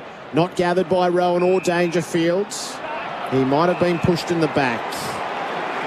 So the mark will be set right at the 50. Petrarca walks to attend. I'd like another look at that.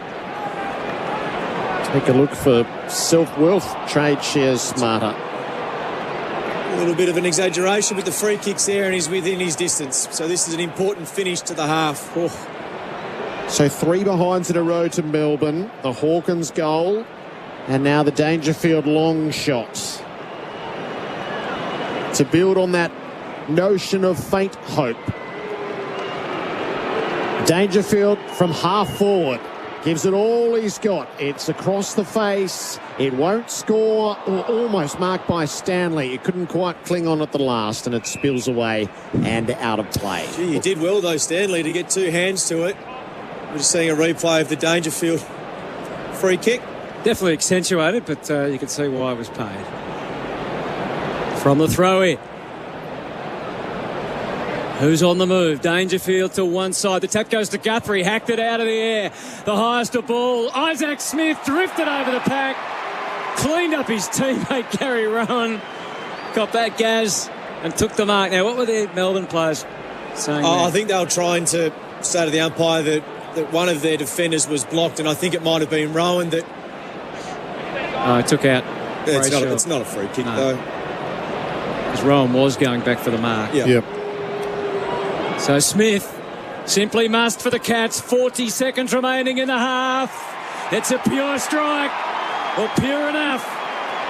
And the Cats do get 2 late ones just to make a couple of Melbourne fans around the country a little less comfortable as they get their cup of teas at halftime and settle in for the 2 quarters. It was going to be a parade and a procession.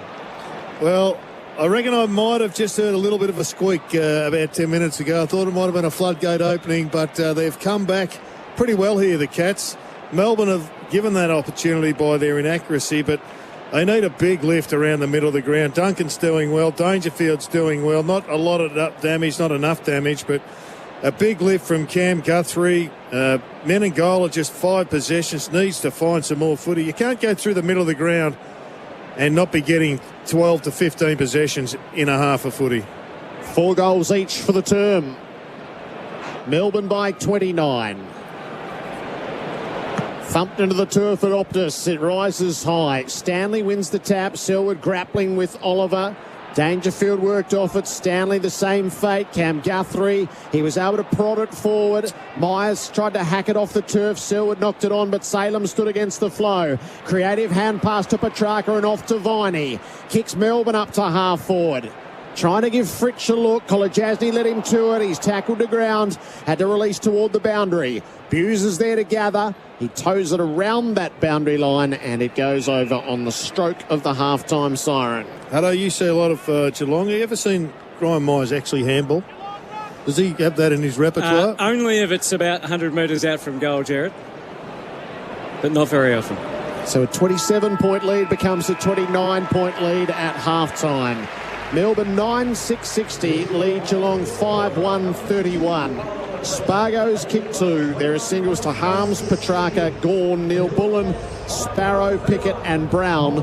While for the Cats, 1 each to Stanley, Cameron, Smith, Hawkins and Myers. For Repco car service you can rely on, visit repcoservice.com. The D's bite 29. Right now we're just about set to go. The start of the 3rd term. It's all for Tyre Power, kicking goals with 25% off on Toyo tyres. 9-6-60 Melbourne, 5-1-31 Geelong. Reece Stanley and Max Gawn ready to go at it again. Try and energise Atkins into the middle for the Cats, perhaps on Petrarca. Selwood still watching Oliver as the ball is bounced. And up goes Gawn, got the tap. Dangerfield still there. Sneaked out a little hand pass. Petrarca flicked it in no time to Oliver. And Melbourne on the attack. Ben Brown is coming and marking. It couldn't have been more emphatic. Gawn, Petrarca, Oliver, and Ben Brown as the celebrations begin back in the middle. Yeah, it's an interesting ploy when you're a tagger, that as soon as you see the ball, you go after the ball. It doesn't bounce your way, and then your man is involved. And Ben Brown, he's outreaching Smith, and you can just see, Blitzovs, and you can see the value of not being able to push out. Blokes in the forward line actually take marks. A few deep breaths from Ben Brown. He has 1 goal, 2 so far. This is a pretty elementary shot for goal by his standards. It begins the approach, and then 20 seconds later, with everything pointing forward, he kicks the goal. And Melbourne go to 10-6-66. A deflating moment for the Cats at the start of the 3rd, who remain on 5-1-31. It's all for McDonald's on the scoreboard. The Monopoly game at Macca's. Yeah, so Geelong have thrown the magnets around. Close has gone to the wing. Menengola has gone back out to the wing, and they've sent Atkins into, you would think, do a role on either Petrarca or Oliver. But just the sharpness of the hands again, it's on show. Petrarca's handball to Oliver, which means they exit through the front of the stoppage. That's what you don't want as a midfield. You don't want the opposition to get out the front of the stoppage. You could see the pressure, the tackle from Viney. The handball from Petrarca was just elite. And then they're away. Then you put your defence under serious pressure. Blixarves was closer to Ben Brown on that occasion. But as you said, Jared, the reach of Ben Brown was far too high. He's actually taking more contested marks for Melbourne than he ever did for the Kangaroos. Yeah. He was a player on the lead only.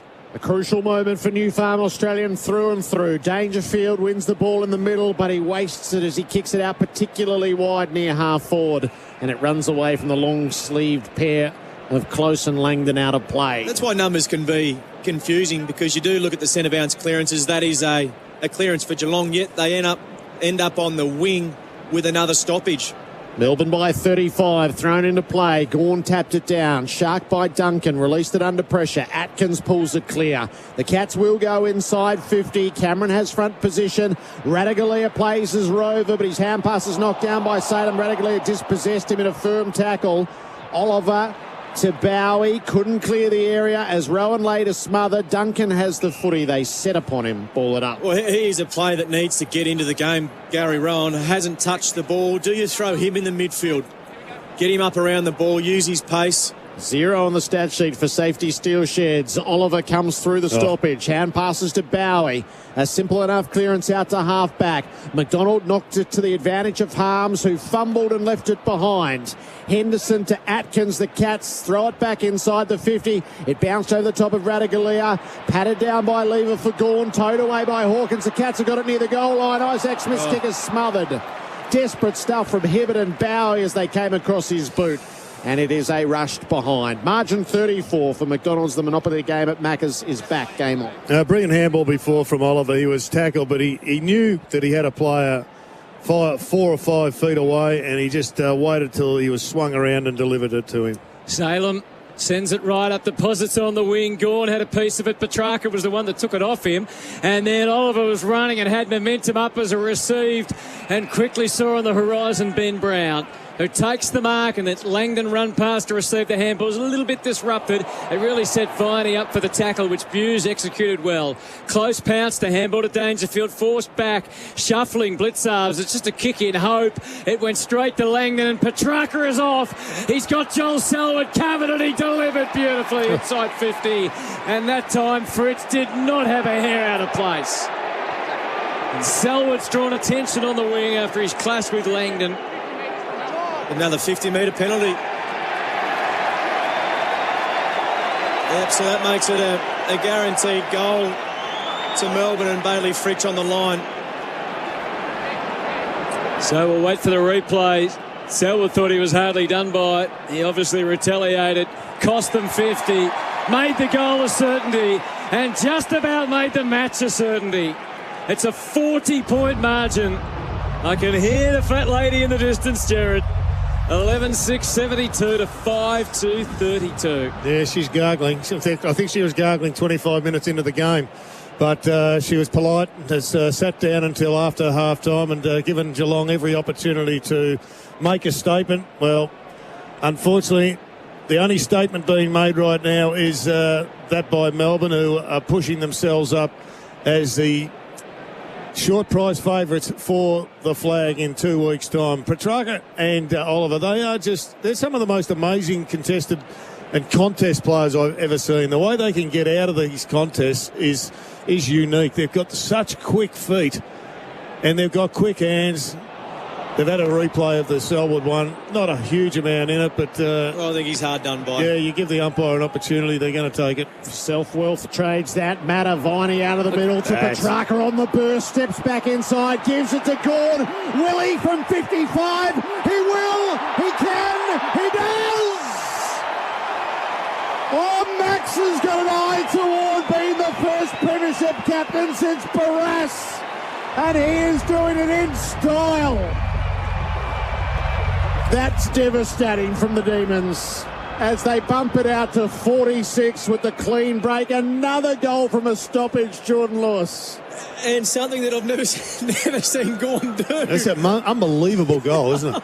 That is, he's hit that from about 55 metres on the run, set up brilliantly by Petrarca. But, by goodness, that was just a pure kick. But you look at the centre bounce clearance. Petrarca, Viney to then Petrarca, but then for Gawn to then continue on and run forward, and then at full stretch hit his boot in the right spot, which Max sometimes has some trouble with. That's an amazing goal. He's kicked two of the best. Yeah. He has kicked the 2 best goals of his career. That's right. In a prelim final. So he's got gold and silver for instant windscreens. 1, 3, 2, 4. He's back in the middle, tapping it down, and Oliver goes to work again. Appetite for destruction, the D's. It's in quickly. McDonald to his own advantage. Get the party started! There's no going back from here. Melbourne are going to be in the grand final. 57 years, everyone. Well, that was a brilliant goal also. They are feasting now. The players know it's over. They are just going and putting on a show. When Geelong's pressure is now non-existent, the centre clearance work is just going all one way. And if there was a fat lady here, she'd be singing. And if we had a squeaky gate, they'd be squeaking. The floodgates are open. The fat lady's singing. It's all happening here for Melbourne. Oh, there's the squeaky gate. So it's 4 goals in 4 minutes at the start of the third term, and an unbelievable burst for Furphy. Unbelievable moment. McDonald for McDonald's. The Monopoly game at Macca's is back. Well, the vegetarians were dominating. They needed one from the meat lovers, Meat and Macca has come through. Melbourne by 52 points. Gawn took it out. Was tackled by Duncan. Hand passed it away. Dangerfield gathers. Gives it to Cam Guthrie. Searching for the way forward. It is a wide kick again to half forward. So the 2 clearances the Cats have won, they've sped out of bounds. One on the right and this one on the left.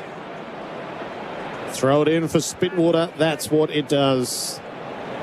This has got a monstrous number written on it, Jared. It did early. It did early, yeah. It does happen in preliminary finals, doesn't it? Well, they're either 1 or 2 points or they're 100, and this could well be triple figures. Gawn's just having his way with Stanley. Got rid of him, took it out of the ruck, kick to the wing. McDonald brought it to ground, trying to work it back to Spargo. It was smothered by Henry. Gathered up by Kolodjasny to Menegola and Tui. The Cats are at the defensive 50 as Tui touches it down and is wretchedly unsure where to go. So he lags the kick back to Menegola. It wasn't 15. It's touched under pressure. Henry flies in. He hasn't taken the mark, though. Off to Cam Guthrie through Myers and Duncan. So heavy lifting for the Cats, but they do find the way near half forward.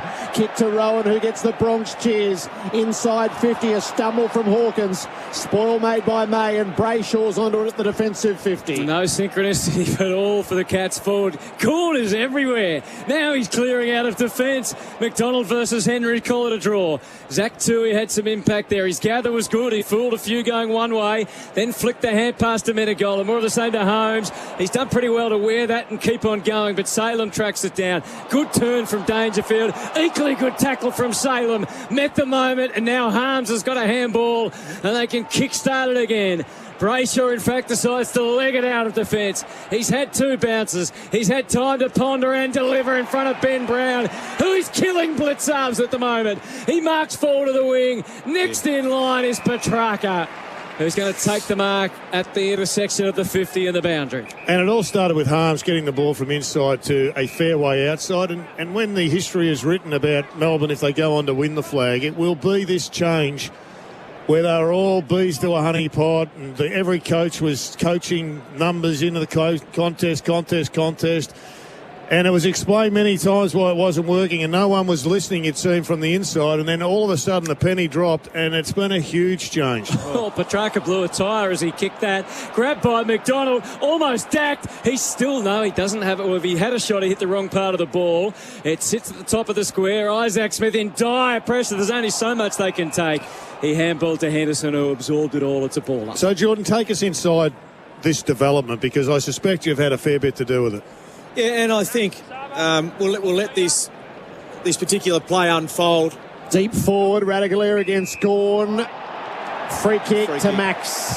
He's going to kick his third. Going to get 6. Yeah, it has been good, and I think the bones of it were there, and I think from the moment Paul Roos got there, really drummed into them contest. Benny Matthews was a part of that, so the contest was always there. So that's the first layer. That's the first layer. Then they needed a coach to come in and educate them about what happens outside, about balance, about getting to the next contest, about patterns, and for me that's been Adam Uze. Yep.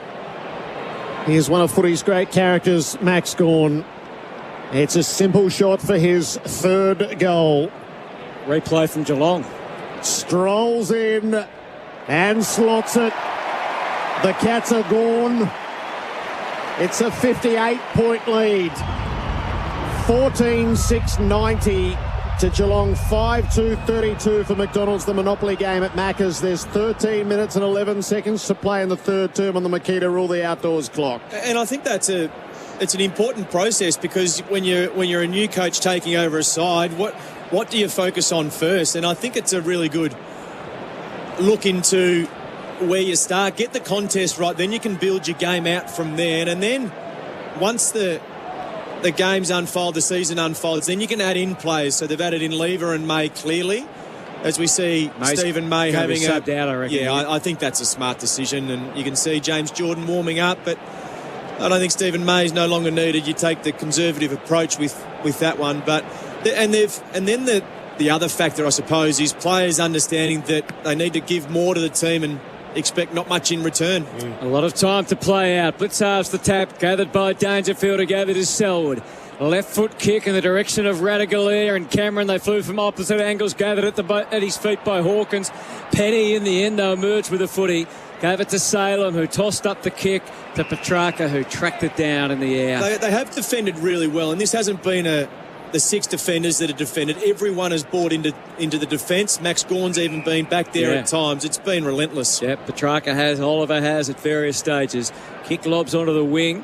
Good fight from Jackson against blitz halves, and the ball is over and out. Yeah, it's been an amazing evolution. They've brought talent in. They've always had talent.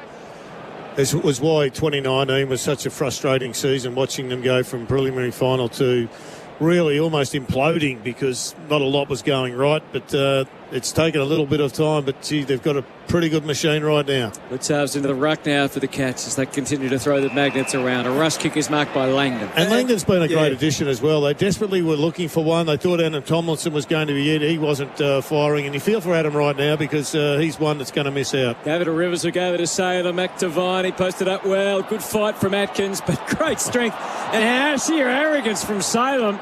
He just dismissed the threat of Atkins, kicked it into the pocket. I don't think their coaches will like that too much. The ball's locked up by Collar Jasny and we'll have a ball up. I don't think composure. Yeah. I didn't. He understood that he had some space. He just wanted to stop. He knew he couldn't go forward. And grabbed by Gawn. He's done it again. Oh, he's kicked his fourth. He has taken it to the absolute max. He's wasting them. He is. It's like kicking him in the warm-up. Making a putt on the practice green. Yeah. It's extraordinary. He's grabbed it out of the ruck and from the pocket. He's put it through. And everybody's celebrating right around the country except Geelong supporters, but it's an incredible display from Max. A bloke who had his own trials and tribulations initially with his many reconstructions. I remember going to a Melbourne function. The thing he was famous for was actually hosting functions. And he found himself finally able to put a couple of seasons together, and he's built himself up into one of the great players of the competition.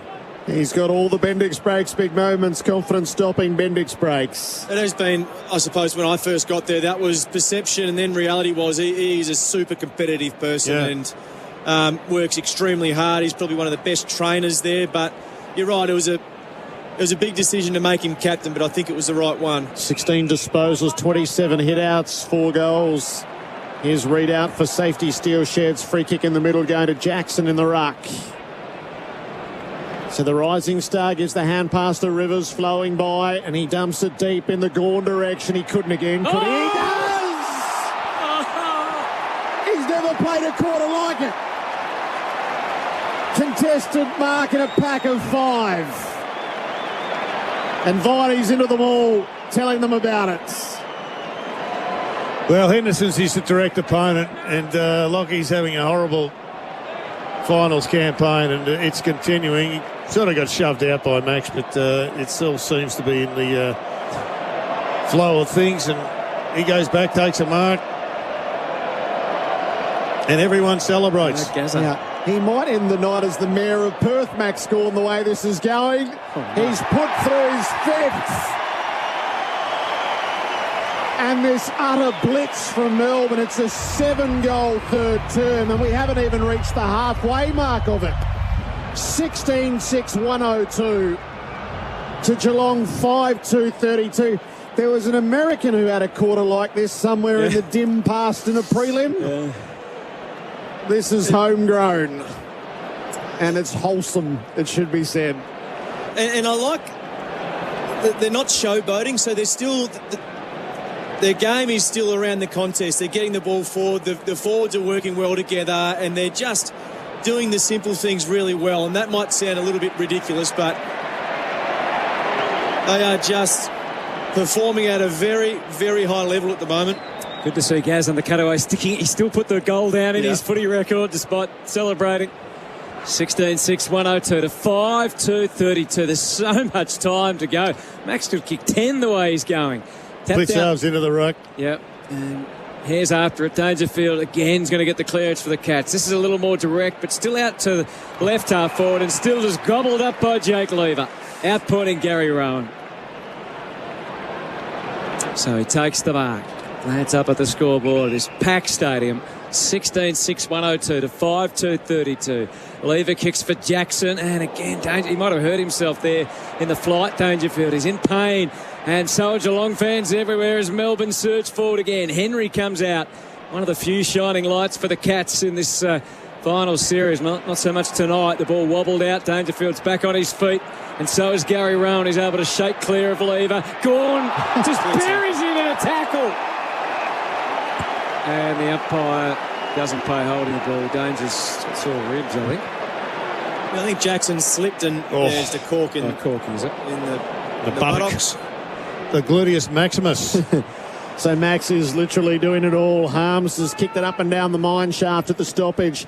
Bowie knocked it away. Duncan dispossessed by Neil Bullen and spinning through with Sparrow off to Rivers and out to Langdon. Melbourne will break from centre half back and they've got runners down the field. Hand pass to Rivers, tipped over by Tui.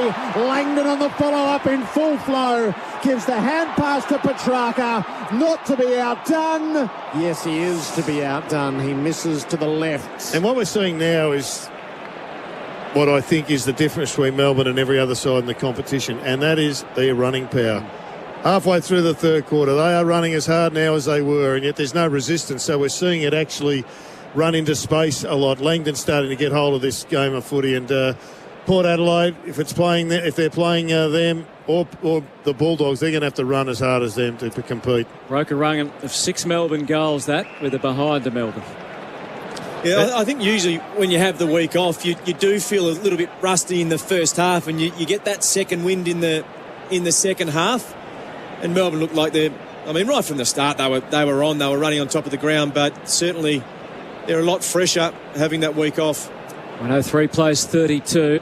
Yes, so that's for McDonald's as Jackson knocks it down, picked up by Bowie. High ball deep. Henderson under pressure again from the side. At the back, Ben Brown's got a path to goal. He just couldn't get a boot to it. He stumbled over in the end under serious heat. Guthrie almost cleaned up the umpire on his short pass on the way out. And he found Blitzarves, who pokes it over the top to Cam Guthrie. But I think it is something that Chris Scott will have to address if he's going to rebuild the team. And that is, if the game is built on slow ball movement, you don't sort of engender this willingness to run hard and run through pain, etc. It all becomes a little bit too precise. Hands from Myers was good and creative to Tui as the Cats, they work their way, then they come completely unstuck. Poor entry kick. Oliver anticipated it beautifully, but his kick wasn't too flash itself, and it's gone back over the line and out of bounds. And then ultimately you've got to have the players that can run and want to run. McDonald's, the Monopoly game at Macca's is back. Game on. 19 disposals for Clayton Oliver. It's not his biggest night, but he's, as always, been absolutely dominant round stoppage. Langdon got it at this stoppage, and then Viney was barreled into front on by Atkins. And those are the sorts of free kicks that come in these dispiriting moments. And they've got another 38 minutes or thereabouts footy to have to endure, the Cats. Viney sends Melbourne up toward the 50. McDonald led up. Underfoot. Is it Jordan into the fray? His first touch right to the tip of goal. Cozzy's got it! And he kicks the goal. He flew high, pinched it from Zach Guthrie, who'll need hypnosis therapy over the summer, and blasted through his second. And the margin is 77 points and growing rapidly for McDonald's, the Monopoly game at Macca's. Yeah, if you get on Melbourne for the point spread, I think you'd be backing it's going to increase significantly between now and the end of the game. That was just another brilliant goal by Cozzy. Saw it in the air, just too quick. Everything's too quick for Geelong at the present time. And it's just impossible to see how they get their next goal at the moment. Geelong, they can't win the football. 10th different goal scorer as well, so there's been a good spread. And the funny thing is, I suppose, is for the majority of the night, Geelong have had a spare defender, yet that spare defender isn't Tom Stewart, so they don't know how to read the ball, they don't know how to position themselves. Quite often they're in a situation where they're out of position, and they just don't have that knack. Out of the middle it comes to Atkins, who drives Geelong deep. Myers stayed down. Rivers played the ball on its merits, knocked it forward, and then Bowie able to pick it up and look up ahead, and he has Viney in enough space to let the ball sit to his advantage. Left foot kick. Melbourne to half forward. High ball. McDonald. One arm up. Henry was able to spoil, and then Neil Bullen missed the mark on the hand pass. Oh, he was able to run back, collect. Kick to half forward. Blitzar's batted it away. Picked up by Salem. Started to surge, then stopped. Propped. His kick wasn't perfect to Fritsch, who's still going to fight for it despite the odds being against. And the Cats made a bit of a meal of a handball. Menegola tries to rectify that. Everyone down, fell over, except for Kolajasny, who was able to kick it to Holmes, who marks it left half back. 77-point lead Melbourne's way. Holmes has footy in hand near the defensive 50. He's kicked it inboard. Gawn closes, smashes it away down to Oliver. He's going to look for Cozzy up at the 50, and he'll take the mark. Is anybody going to pick up Cozzy at any stage tonight? He's had the free leave pass. It would be the most difficult shot on the field, really. He's outside the boundary and outside 50. You can nearly guarantee this will be a pass, Stuart. Is Maxey gone to the square? Yep. Pickett's going to pull it right there. Gawn brushes his way to the front. Free Up kick goes Max. Henry and knocks it through for a behind. Where's the umpires? 78-point margin for McDonald's, the Monopoly game at Macca's. Now, Zach Tui was one of the stars a couple of weeks ago. In particular, last week he was, and yet really had not much impact, and his kicking's let him down that time. Yes, a bit of luck on his side. Allows the ball to get to Selwood. He flicked the hand pass to Blitzars off the left boot, if you don't mind. It's a pretty crafty kick in the end, although Salem has first play at it. Myers stuck to his guns, and they got it out. Salem actually apologised to Myers for... He pulled his hair. But, not deliberately, but... Free kick not paid. So the sub has been confirmed, and James Jordan has replaced Stephen May. Jackson got the tap. Selwood was able to shark it, gave it to Stanley to smash it on the boot. Here's Salem again. Whacked away by Duncan, and the ball goes over the boundary line and out of bounds at half forward. This felt like a really long quarter. Well, they just kick so many goals so quickly, and the contest is just about, well, it is over, isn't it, in terms of the scoreboard. You need the mercy rule in preliminary finals.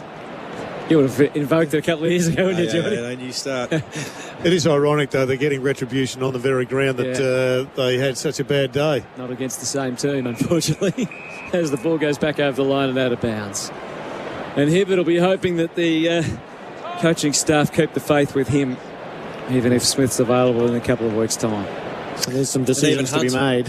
Even Hunt you would imagine... Might depend on the opponent, mightn't it, if it's Port Adelaide and those dangerous smalls. Cats inside 50. Close got hold of it. The stoppage through Atkins, then to Hawkins. Kick goes to the top of the square. Up went Brayshaw to make the spoil. Holmes stayed down for the Cats. He was overwhelmed by the pressure. Brayshaw gathers, hand pass to Lever, and he got pushed in the back as well. Which brings me to a point that's really starting to aggravate me, that we don't give squads medals. I mean, just imagine Joel Smith does come in and Hibbert does go out. I mean, Hibbert has had a major contribution to the premiership, and yet our definition of a premiership player is someone who plays on the ground. So you have to have played during the year? Yes. I mean, you have to have contributed to the result. What if you're an unused sub? Well, that was my question. I think that actually gives you even greater reason why you give it as a squad. Hibbert on the way out had his kick picked off by Kolajasny, but he delivered it to the hot spot that Clayton Oliver had covered. Atkins still got hold of it, though, through Stanley close, and now Dangerfield back into the fray. He sets it up to full forward, and Hawkins took the mark against three. Not paid. He hand passes to Myers. Look at the pressure. Charged down by Petty. There will give them nothing, the D's. Out they come. Hibbert got it from Brayshaw and on to Neil Bullen. And out to Pickett, would you believe? He's alone and unattended. Hand pass to Langdon, breaking the lines. Has a bounce, pulls up, gives it back to Pickett, and got met in the aftermath. Downfield will be the free kick. They probably squandered it all. It's out of play at left half forward. Well, that last passage of play in the goal square, we're seeing a replay. Tom Hawkins a bit stiff here. This is why Melbourne are where they're at right now. They are 100 goals in front. They're in the grand final, and yet they're busting their guts defensively as well as they did in the opening minute. Brilliant stuff. They are so hungry. Kick forward from Oliver. He's marked by Buse at right half back for Geelong. His eyes into the middle of the ground. He wanted to give it to Tui, but that was a bridge too far. He goes short to Dangerfield. And from right half back, he looks ahead. And it's a well-weighted ball for Mitch Duncan. Bit of the pressure going out here. He missed the pass to Hawkins, who had no real awareness of the danger that was so close.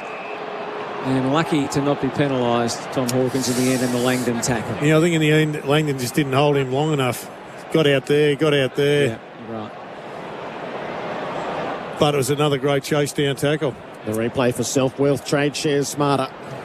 110 to 32. The ball comes pinging back to Oliver, who Fennicum threw it to Jordan, who gets stripped of it immediately by Selwood.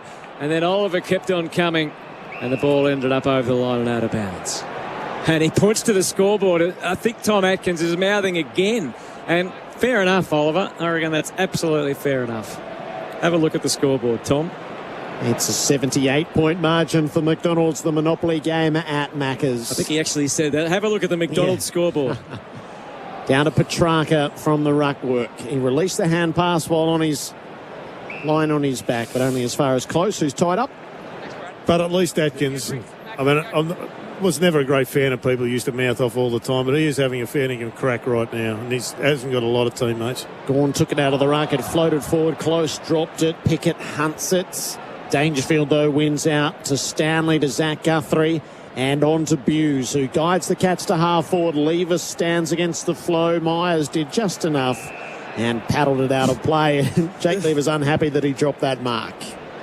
It's just the desperation, isn't it? You spoke about Hibbert and Petty on the goal line. They want every single bit out of this game. Around the grounds for Chemist Warehouse, great savings every day. Melbourne beat Manly in the qualifying final in the NRL, 40 points to 12. Brandon Smith came up with an injury, though, Gerard, which is a bit of a dampener. Okay. Bowie off to Brayshaw. Melbourne fiddle with it at half back, and Salem kicks it out of bounds on the full. 2 minutes 16 remaining on the Makita clock. Makita rules the outdoors. Plenty of time over the weekend to get the Makitas out in between the finals. Unfortunately, Henry kicks towards the forward pocket. Gawn taking a juggling mark, not paid at the other end. He said, "Don't you know who I am?" It comes back to Salem, who launches off the left. Butterfingers that time from Duncan. Had recovery off to Atkins. Chip up to the top of the square. Menegola. Stanley flew, got crunched play on the call. Hibbert hacked it out of there. It turned into a torpedo mid-flight. And it's well handled by Henderson, who has a look. He ignored a couple of leads. He changed his mind, and then he doesn't take it on in the end. He makes it Tui's decision. He ponders not quite as long and then tucks it towards Hawkins. Cameron's had no say in this game whatsoever. And the hand pass comes to Sparrow and back to Petty. Wiped out in the smother from Myers, and then Hawkins. Eye contact on Sparrow. It's going to be a free kick to the number 9. Just on the Makitas, Hutto, are you a petrol-driven Makita, or are you into the lithium battery Makitas? Into the batteries, yeah, okay. Jared, yep. Thought you would be. Now, modern-day guy. Rowan is... right hamstring out of the game. Oh, do you reckon that's one of those ones? Form-related. Up to Brayshaw and out to Oliver, who wore the contact late from Selwood. Well, actually, late's unfair. He wore the contact as he was taking the mark. He certainly wore the contact. Yeah. That's not up for debate. He's toughest player for hard yakka for a new breed of legends. Oliver kicks to half forward. Henry dropped an uncontested mark. Zach Guthrie tried to paddle it away. Menegola's got a couple hanging off him. Hand pass to Higgins, who gave it straight up to McDonald. Kicks inside 50. Now Pickett's got 2 against him this time, and Close reaches up over the top and alleviates that pressure. He's had a really good year, Close. He just hasn't been near it today. Tui received the hand pass. Difficult ahead for Dangerfield. He knew what was coming. It was his old teammate Jake Lever. Knocked it to Holmes' advantage. And now there's a chase on. Petty's going to get there first. And he's caught by Blitzers. He did do well, though, to get a hand pass to it just at the last moment. Jordan picks it up for Melbourne. He'll be hoping to play well and they've just had claim the sub place for the grand final. Yeah, Melbourne have had defensive recovery so well tonight. So when Lever comes up, he gets bypassed. There's so many other layers behind him. Siren sounds to end a quarter that was dominated by Melbourne and by Max Gawn. Melbourne are going to make the preliminary final. It's only by a matter of how much. 17-8, 110 the Demons. Geelong 5-2-32 at three-quarter time. In that quarter, Melbourne kicked 8 goals to Geelong, just 1 behind. And Max Gawn's best in a game prior to tonight was 3, and he kicked 4 for the quarter. Oh. He has 5 for the match. Could be his highest rated game ever, I reckon, this Four one. of the most unbelievable goals from any individual. He was already on top of all the points charts at half-time before he did that. But this may well be the greatest quarter a ruckman has played for a long time. I won't say ever because I don't know, but I doubt whether anybody's ever played a better quarter as a ruckman. 4 goals, lots of hit-outs to advantage. He defended, he was down the other end of the ground. It was absolutely brilliant. And all they have to do now, Melbourne, is get off the track uninjured. Opening bounce of the final term for Tyre Power, your premiership favourite for Toyo Tyres. Gawn is in the ruck, he rises high, but he made high contact with Radaglia. I reckon he had 73 points at half-time. He's now got 143, so I think he put up 70 of those fantasy points in that term. It was some quarter. Long kick forward from Radaglia is picked off by Salem, who set a tone early. Yeah, I think this last quarter for Melbourne would just be about trying to take time out of the clock. 50-metre penalty we see here given to Melbourne, but you've done what you needed to do, and it is about conserving energy. I understand there's a break next week. Don't conserve too much energy. No, you can't develop bad habits, but they've done everything that they needed to do.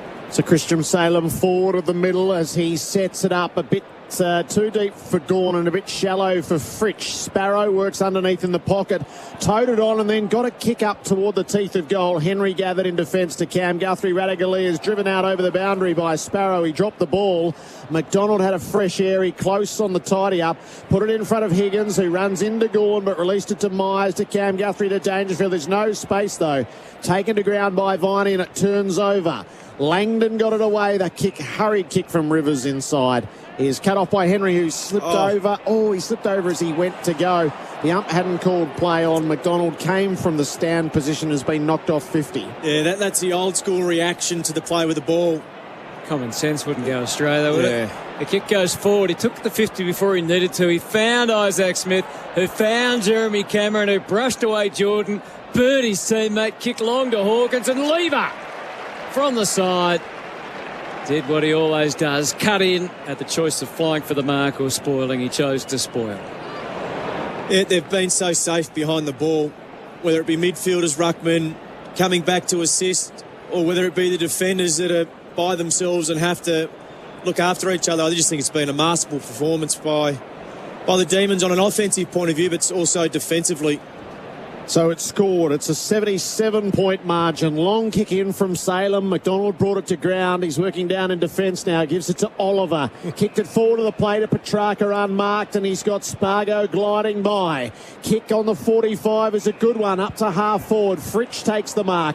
He's got 2 deep targets. He's going to play it up to Harms, who flew over the top of Henderson. He presented himself as a marking bag, and Harms got higher than you've ever seen him fly before. Well, this was an average kick, made a brilliant kick by an unbelievable mark. Well, just rack up the Furphy unbelievable moments. Oh, yeah. Furphy refreshing Dale, unbelievable. If James Harms is flying like that. He saw the potential, his eyes lit up, and His right knee got high. I'm not sure much else did, but there'll be a certain angle and a certain photo that'll make it look like mark of the season. Harms from 45 out, that's no good. There'll be no dressing that up. No. There'll be no angle that makes that okay as it goes out on the full. He was thinking about the mark when he took the kick.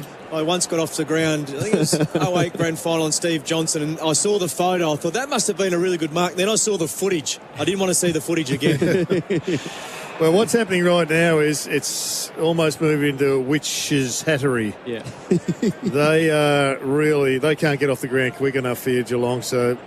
Oh, Salem takes it to Gawn. Oh, look at this. It is dead set embarrassing at the moment, just the lack of pressure, and we understand the reasons why. Their season's done and dusted.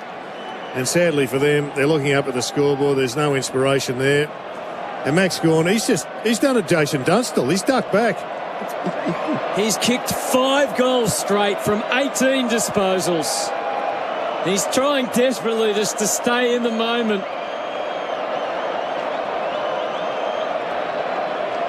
A couple of steps to get balanced. And from 50 metres out, he was never going to kick it, probably, was he? He's missed everything, Max Gawn. Well, he actually went away from his normal routine. He's been running straight at the goal and kept having a nice low ball drop. And he didn't want to spoil make it 5 goals 1. So okay. Just leave one in the tank, you reckon? Yeah. Smith kicks it in. Duncan takes the mark. Smith was rushing by. Duncan didn't give it. Instead, it's a kick into the centre square for Selwood, who links it up with Smith, who got it this time. Delivers long inside the 50. Cameron coming from the angle. Hibbert presented himself and Petty just stood against the flow. And it was easy pickings as he gives it off to Petrarca. Kick long down the wing. Smashed away by Zach Guthrie. Throw it in. We'd have to give a big tick to Hibbert in his role today. I mean, it's just on the one-on-ones with Jeremy Cameron. Hasn't let him have any real input at all. Impact, I should say. Well, I think every player for Melbourne, you could make a case that they speak about playing their role and contributing. I think every player has had their moment. Gawn the tap, Holmes the footy, Viney the tackle. That's all there was to tell from it. It'll be a ball up. Mates, scoreboard, Australia's most satisfied internet customers, Melbourne by 77 points. Petty hasn't done a lot wrong either, has he? No. From the throw, Higgins got the decisive hand pass to Guthrie, to Smith, who keeps toiling away. To Higgins, who had a little moment and time to sum it up and kick towards Hawkins. Petty again got an important fist in. Close, almost a hip and shoulder into the back of Langdon, which just cleared a path for Petty to swoop and kick it to Sparrow. He goes further short along the wing to Jordan. He takes the mark just behind the right wing. Waits for a few more troops to mosey on past, and he goes short to Langdon. There's a lot of Melbourne jumpers in the crowd. There have been a hell of a lot of people go via Howard Springs, or there's been a lot of people in Perth jump on. Or he got over the wall somehow, Jared. Kick goes to half forward and sliding in to take the mark. Although maybe it pitched in front of him. Henderson and Petrarca was onto it. He tried to rip it away, but met some resistance. It'll be a ball up. I think a lot of people have adopted Melbourne coming into the final series, but gee, they've dressed it up with scarves and... Maybe there's some Eagles gear that's just sort of the red's taken over from the yellow. But no, it looks like genuine Melbourne gear. The handball on the way out from Smith to get something started. Across to Tui. Now there's a chase on. Buse has the inside running. Knocks it to his own advantage, or tries to, but Jordan's not giving in. He wants to claim his place in the 23. And the race continued all the way to the boundary. It didn't go over. It's going to be a ball up. So right against the boundary for Spitwater, that's what it does. James Jordan, one of the 4 first years, or 4 rising star players. It's a free kick to Blitzavs against Gawn, who points his eyes and said, "What are you looking at?" 50? No, just everyone's not where they should be. So correct angles out at right half forwards. As Nathan Jones looks on, there's no way into the side. I wonder if it's a flight back to be with his wife for the birth of the twins, with a slightly heavy heart, knowing that all the years of toil are about to come to fruition. He's not going to be part of it. Yeah, it's a tough position, isn't it?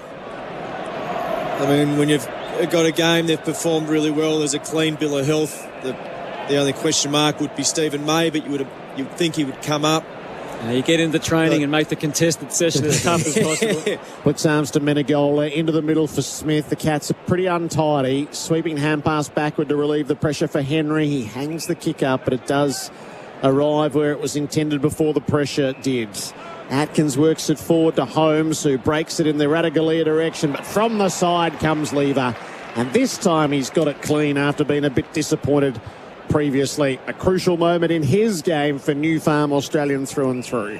Understanding there's a week off, so they do try and get a competitive session in. I'd be making some business decisions. I don't just be picking my opponent wisely. Petty drives back towards the wing, and a big lift from Jackson. He took the mark. He had the ups there. Didn't need to reach too high, but took another impressive mark. What a specimen he is. Disrupted kick from Salem somehow found its way back to Viney. He just wobbled one forward, and Zach Guthrie was able to get his arms underneath that and take the mark. His kick was too short, but it found Smith with some space. Cats almost got in each other's way, but Selwood was the method by which they could get it through the middle to Higgins, back to Smith. Brayshaw wasn't giving up, got a hand in, and now Rivers flings it back to Jordan, and they kick it out wide. And from half forward, he can delay the next pass and just keep it super short, and the mark taken by Fritsch. And that was almost symbolic. You had Higgins and Isaac Smith getting the ball turned over by Rivers and Jordan. Kick goes forward, and it comes off the hands and goes through for behind the River Jordan, Jared. Well, it's just the old versus the new. 78-point margin makes Australia's most satisfied internet customers. Long kick in, right to the centre of the ground. Radagalia has a fly, but he dropped the mark, and Jackson does the crumbing. Hand pass to Bowie, lost it to Holmes. Tackled by Jackson. Bowie does enough. Jackson has an extra touch to keep it out of the Cats' clutches. Bowie and Jackson do a sterling job as if the game was on the line. Rivers to Brayshaw and now to Langdon. They will play the outer wing as the immaculate Bailey Fritsch presents and marks, and he delivers up the line. Mark is taken and delivered further on to Neil Bullen. He's still running. He was on the open wing when the ball started to transition, just worked really hard forward there. So they've still got some run in their legs. Spargo was the middle link. Kick comes to Gawn. He flies. He dropped it. I wouldn't like Basil's chances in a snap election, Jared, the way the crowd is with Max here. He could get toppled tonight. Spargo tried to cut his way back through, but Zach Guthrie laid the smother. And he brings the Cats to safety or thereabouts at halfback for Menegola. Well, we had Pav and Jacko, Glenn Jakovich, on the show during the week, and they both said that Basil has stuffed up the funding of the Wacker pool. So all Max has to do is say, I'll fund the pool he's in. Good nose for it, though, as they work the ball across the wing. Little short pass came aground from Duncan. Swooping on it is Pickett. Off to Jordan, or Rivers it was, up to half forward. And the mark is taken by Fritsch. The Cats have flooded the defensive 50, so there's a lot of space to work in at the top. And Sparrow flies in to take the mark. Well, Sparrow nailed one from about this distance out 2 weeks ago. And so I reckon he was in trouble about 6 weeks ago as to whether he's going to hold his spot. And Goody liked the young leads. Did it, Jared? Say again? Little birdie tell you that? He did, tweeting in my ear. But he's actually lifted his work rate and thoroughly deserves his spot. He's got time here to contemplate.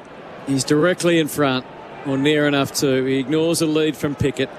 Just tests out whether he can kick it 50 metres straight. And you know what? He can't quite.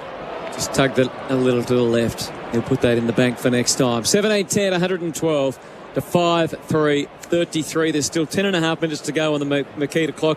The big moments tonight, they're probably all gone. They were for Bendix breaks, confidence stopping. Tui comes bouncing into the field of play and delivers it short to Higgins. I wonder if Peter Larkins is going to tweet about the Stephen May injury. Higgins looks to centre field. Stanley was well matched. He knocked it to ground. Holmes, Menegola met by a tackle. He's thrown it up in the air and got it back and bumped the ball through half forward.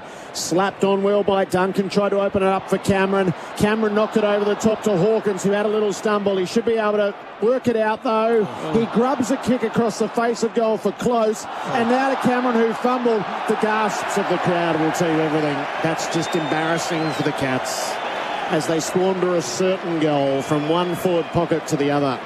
And they're still goalless since half-time, and there's 79 points the wrong side of it. Yes, they're hard minutes to endure, aren't they? It was actually brilliant defence by Melbourne, coming down, closing off those options, but it was butchered by good players. Hawkins taps it to the front where Oliver was situated. He gave it to Bowie, kept it close to the boundary line, and it's gone out.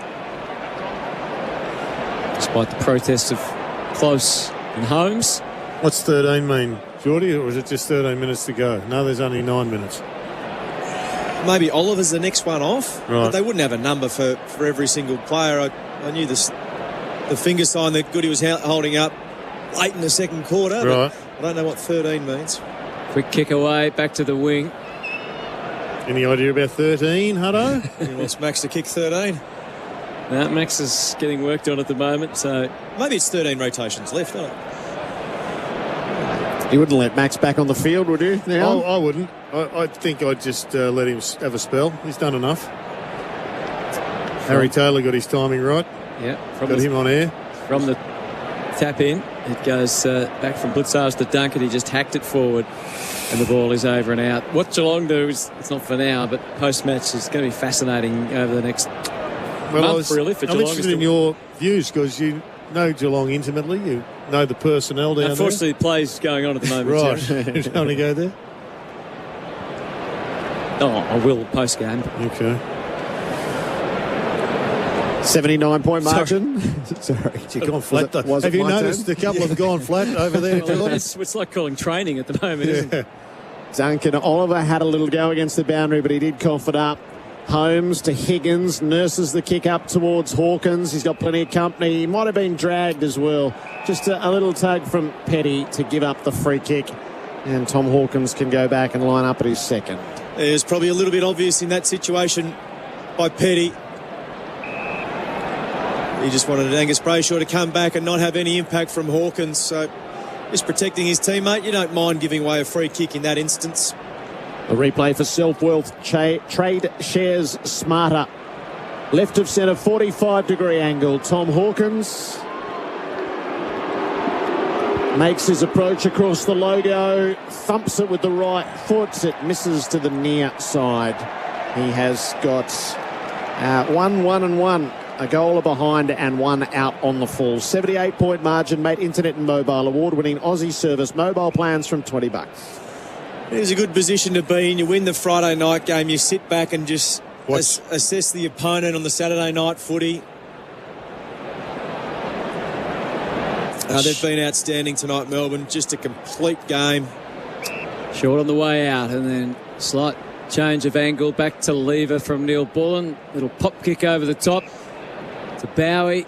More of the same method. Short to Rivers. Still at right half back. 112 plays, 34 on the Mate Internet scoreboard. His kick a little wayward out of bounds on the full. Mate, Australia's most satisfied Internet customers. So on the bench, you got Clary Oliver, you got Hibbert, you got Stephen May sitting up the back in the back blocks. I think he looks, just body language tells you he's okay, I reckon. Yeah, I think that 13 was probably just for Oliver, to get Oliver off, wasn't it? Yep. Get the boy off. Yep. Flick it across half back the catch this time. Henry was going to go ahead with the kick. Decided at the last moment to revise that decision by hand. To Atkins, who kicks to the leading Dangerfield.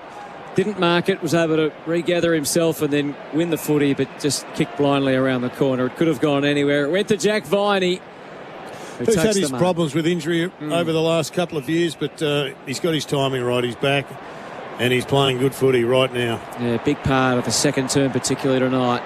Sends it back to the wing. It comes off hands and goes over and out. I feel really pleased for Jack. I think he handled the demotion from the captaincy extremely well. It was a painful experience, I think, for him. But he has gathered himself.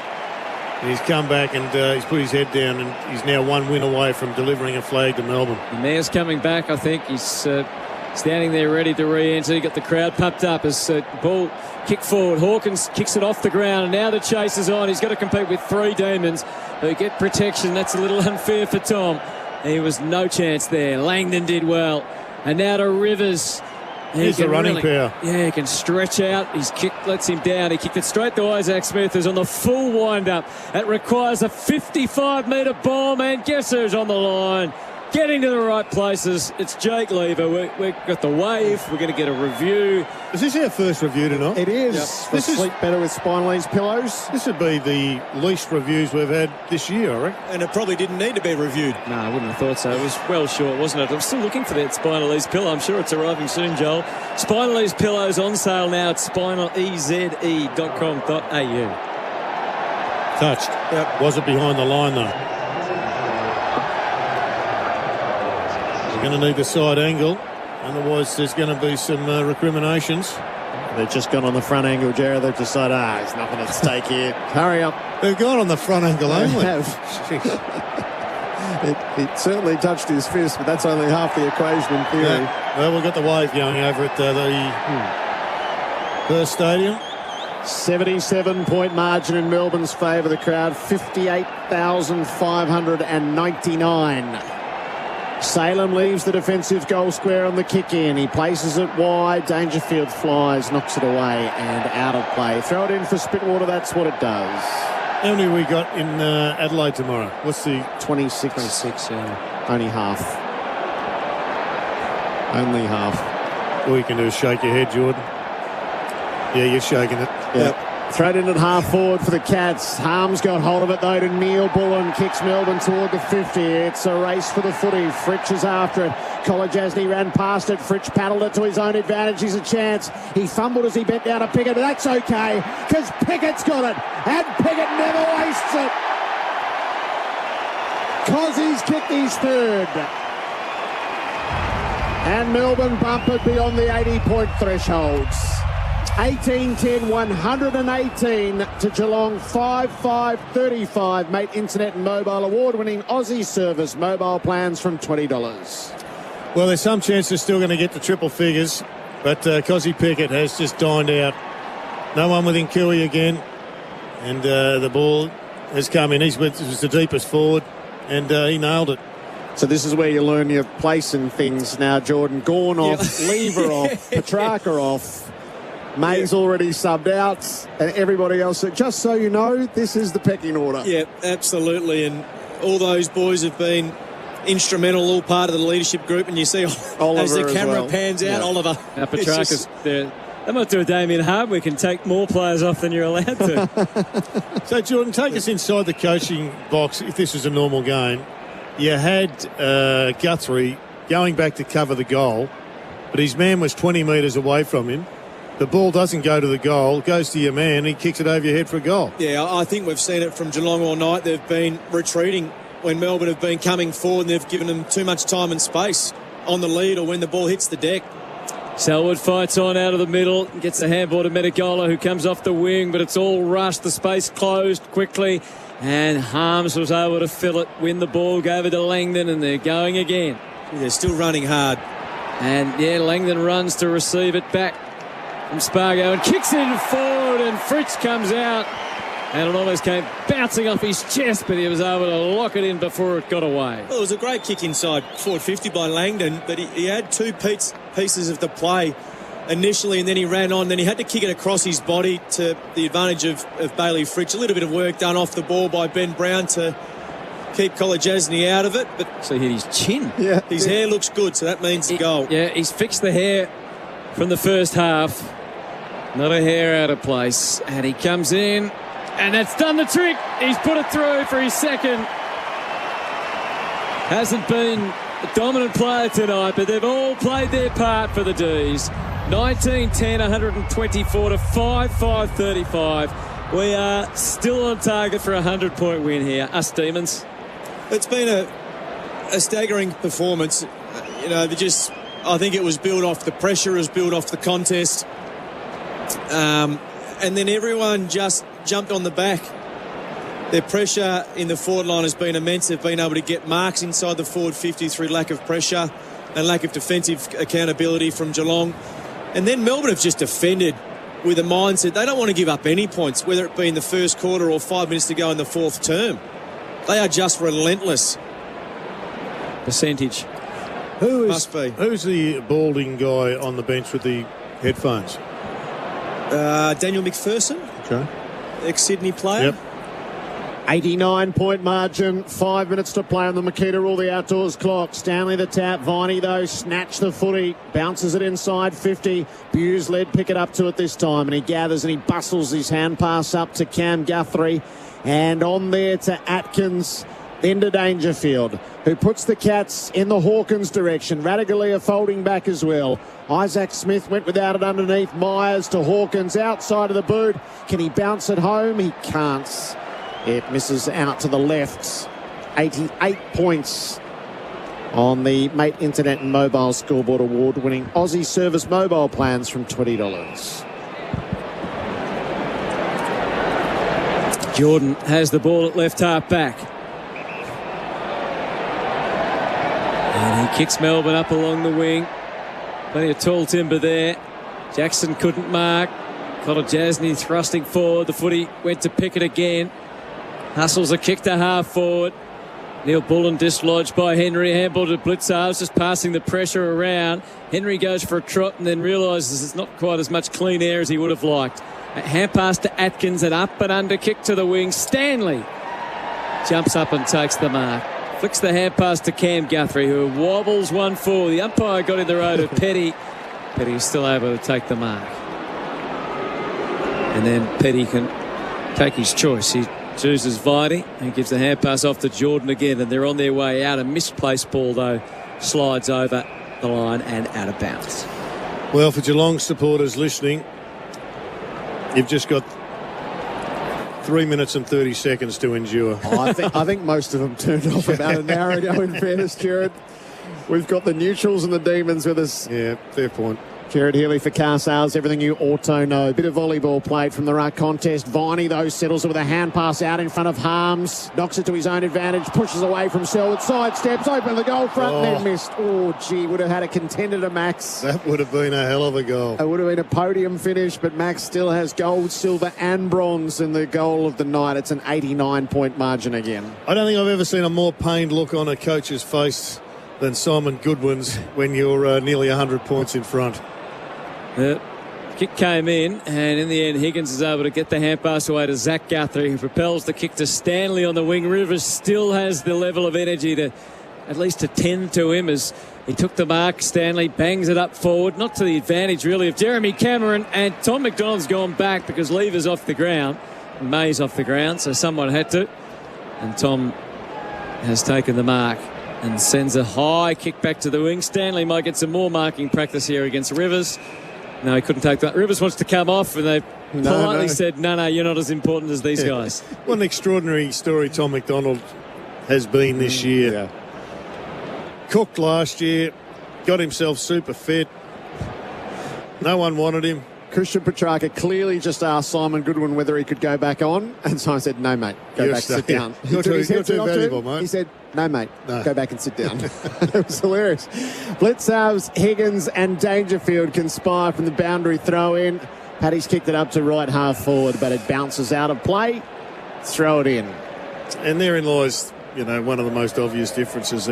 Paddy, Dangerfield, Selwood, etc., go and sit down. They haven't got the wherewithal to actually have a second wave of midfielders that Melbourne have, and Melbourne's got young midfielders, hungry midfielders, got blokes out of the side that would get a game for the Cats. Cats goalless in the second half. Viney couldn't quite create the play that he was thinking of, and the ball went out of play. Jordan had a hand in that as well. So it's 10 goals, 5 to 5 behinds since half-time.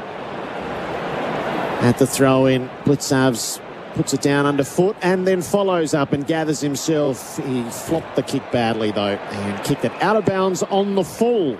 So 125 to 36 on the Mate scoreboard. Mate Internet Mobile, award-winning Aussie service mobile plans from $20. I don't think I've ever seen a side as dominant as Geelong have been that have got so many guys who just hack the ball forward. Hibbert kicks it out. The Cats able to win it back. Higgins had a couple of involvements, and he gets the kick forward to the square from the side. Finally, Jeremy Cameron gets access, takes the mark, saunters around to his left, and hooks a goal for Geelong. 6-6-42. Melbourne at 19-11, 125. And they know that, of course. That's why they recruited Higgins. They wanted somebody with better kicking skills. Isaac Smith also came into the side with better kicking skills going into the forward line. They wanted someone to be able to serve it up to the two talls, but unfortunately for Higgins, he hasn't been able to find enough of it. And Isaac Smith hasn't been able to do it by himself. But tonight they've really just exposed some of the issues that they've got. Yes, there's no masking a result like this. And so they become a really interesting watch over the next little bit. The Toro tackler of the game for home ground advantage. Oliver's laid 7, Harms 6. Gawn's laid 6 tackles in the body of work he's put together. Selwood has laid 8 tackles. Angus Brayshaw getting some on-ball time, Jared. Bring him into the middle. Yeah. He's actually done well, Angus, on the wing. He didn't have a lot of possessions, but he was important early. 6-6-6 breach against the Cats. A minute 34 to play. The margin is 83 points. Stanley wins the tap. Selwood's in and after it. Hand passes to Dangerfield and back to Selwood. Forward to the play to Cam Guthrie. He just wanted somebody going by. Menegola out on the wing, had to receive and sends them in the Radaglia direction. 2 against. Hawkins stayed down. Petty kept it away from him and then got tied up deep in the pockets. How long do you think Tom Hawkins will play for? Another 3? That'd be optimistic, I reckon. 3. At least, I think definitely 2, though. 2. Yeah. At the ball up, Jackson won the tap. They're fighting for it underneath. Radaglia threatened, just had a fumble at the last. Stanley off to Higgins. Kick was smothered by Brayshaw, who paddles it in the pocket. Dribbles the kick out to Langdon. Hand pass back to Brayshaw. Step past Selwood, or a step backwards, so Selwood went flying by and then kicked out to half back to a contest. Menegola picks it up for Geelong, turns off the left, sends it deep into the pocket. Radaglia, Selwood gave a bit of a shove. Brayshaw happy to give up ground because Salem had control behind, and he can send Melbourne forward via Jordan. There's no particular need to make it express, though. It's short, it's possession, it's owning the football as Melbourne has tonight. Right from the start, what a night it's been. Slight concern, the injury to Stephen May, but other than that, it's all smiles from those that didn't quite make the team. And these are seconds to enjoy as Melbourne fans have really had this opportunity. 10 seconds left. They have dominated a preliminary final. The ghosts of the past seem to have disappeared. This really feels different.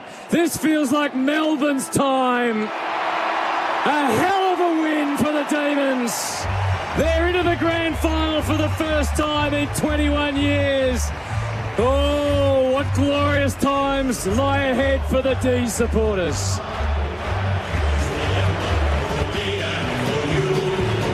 It's the emblem of the team we love, the team of the red and the blue. Every heart beats true for the red and the blue, and we sing this song to you. Should all acquaintance people keep your eye on the red and the blue. Oh, there's tears from Adam Tomlinson. He's one of the hard luck stories. Nathan Jones will be the other obvious one, but what a performance tonight, Jared.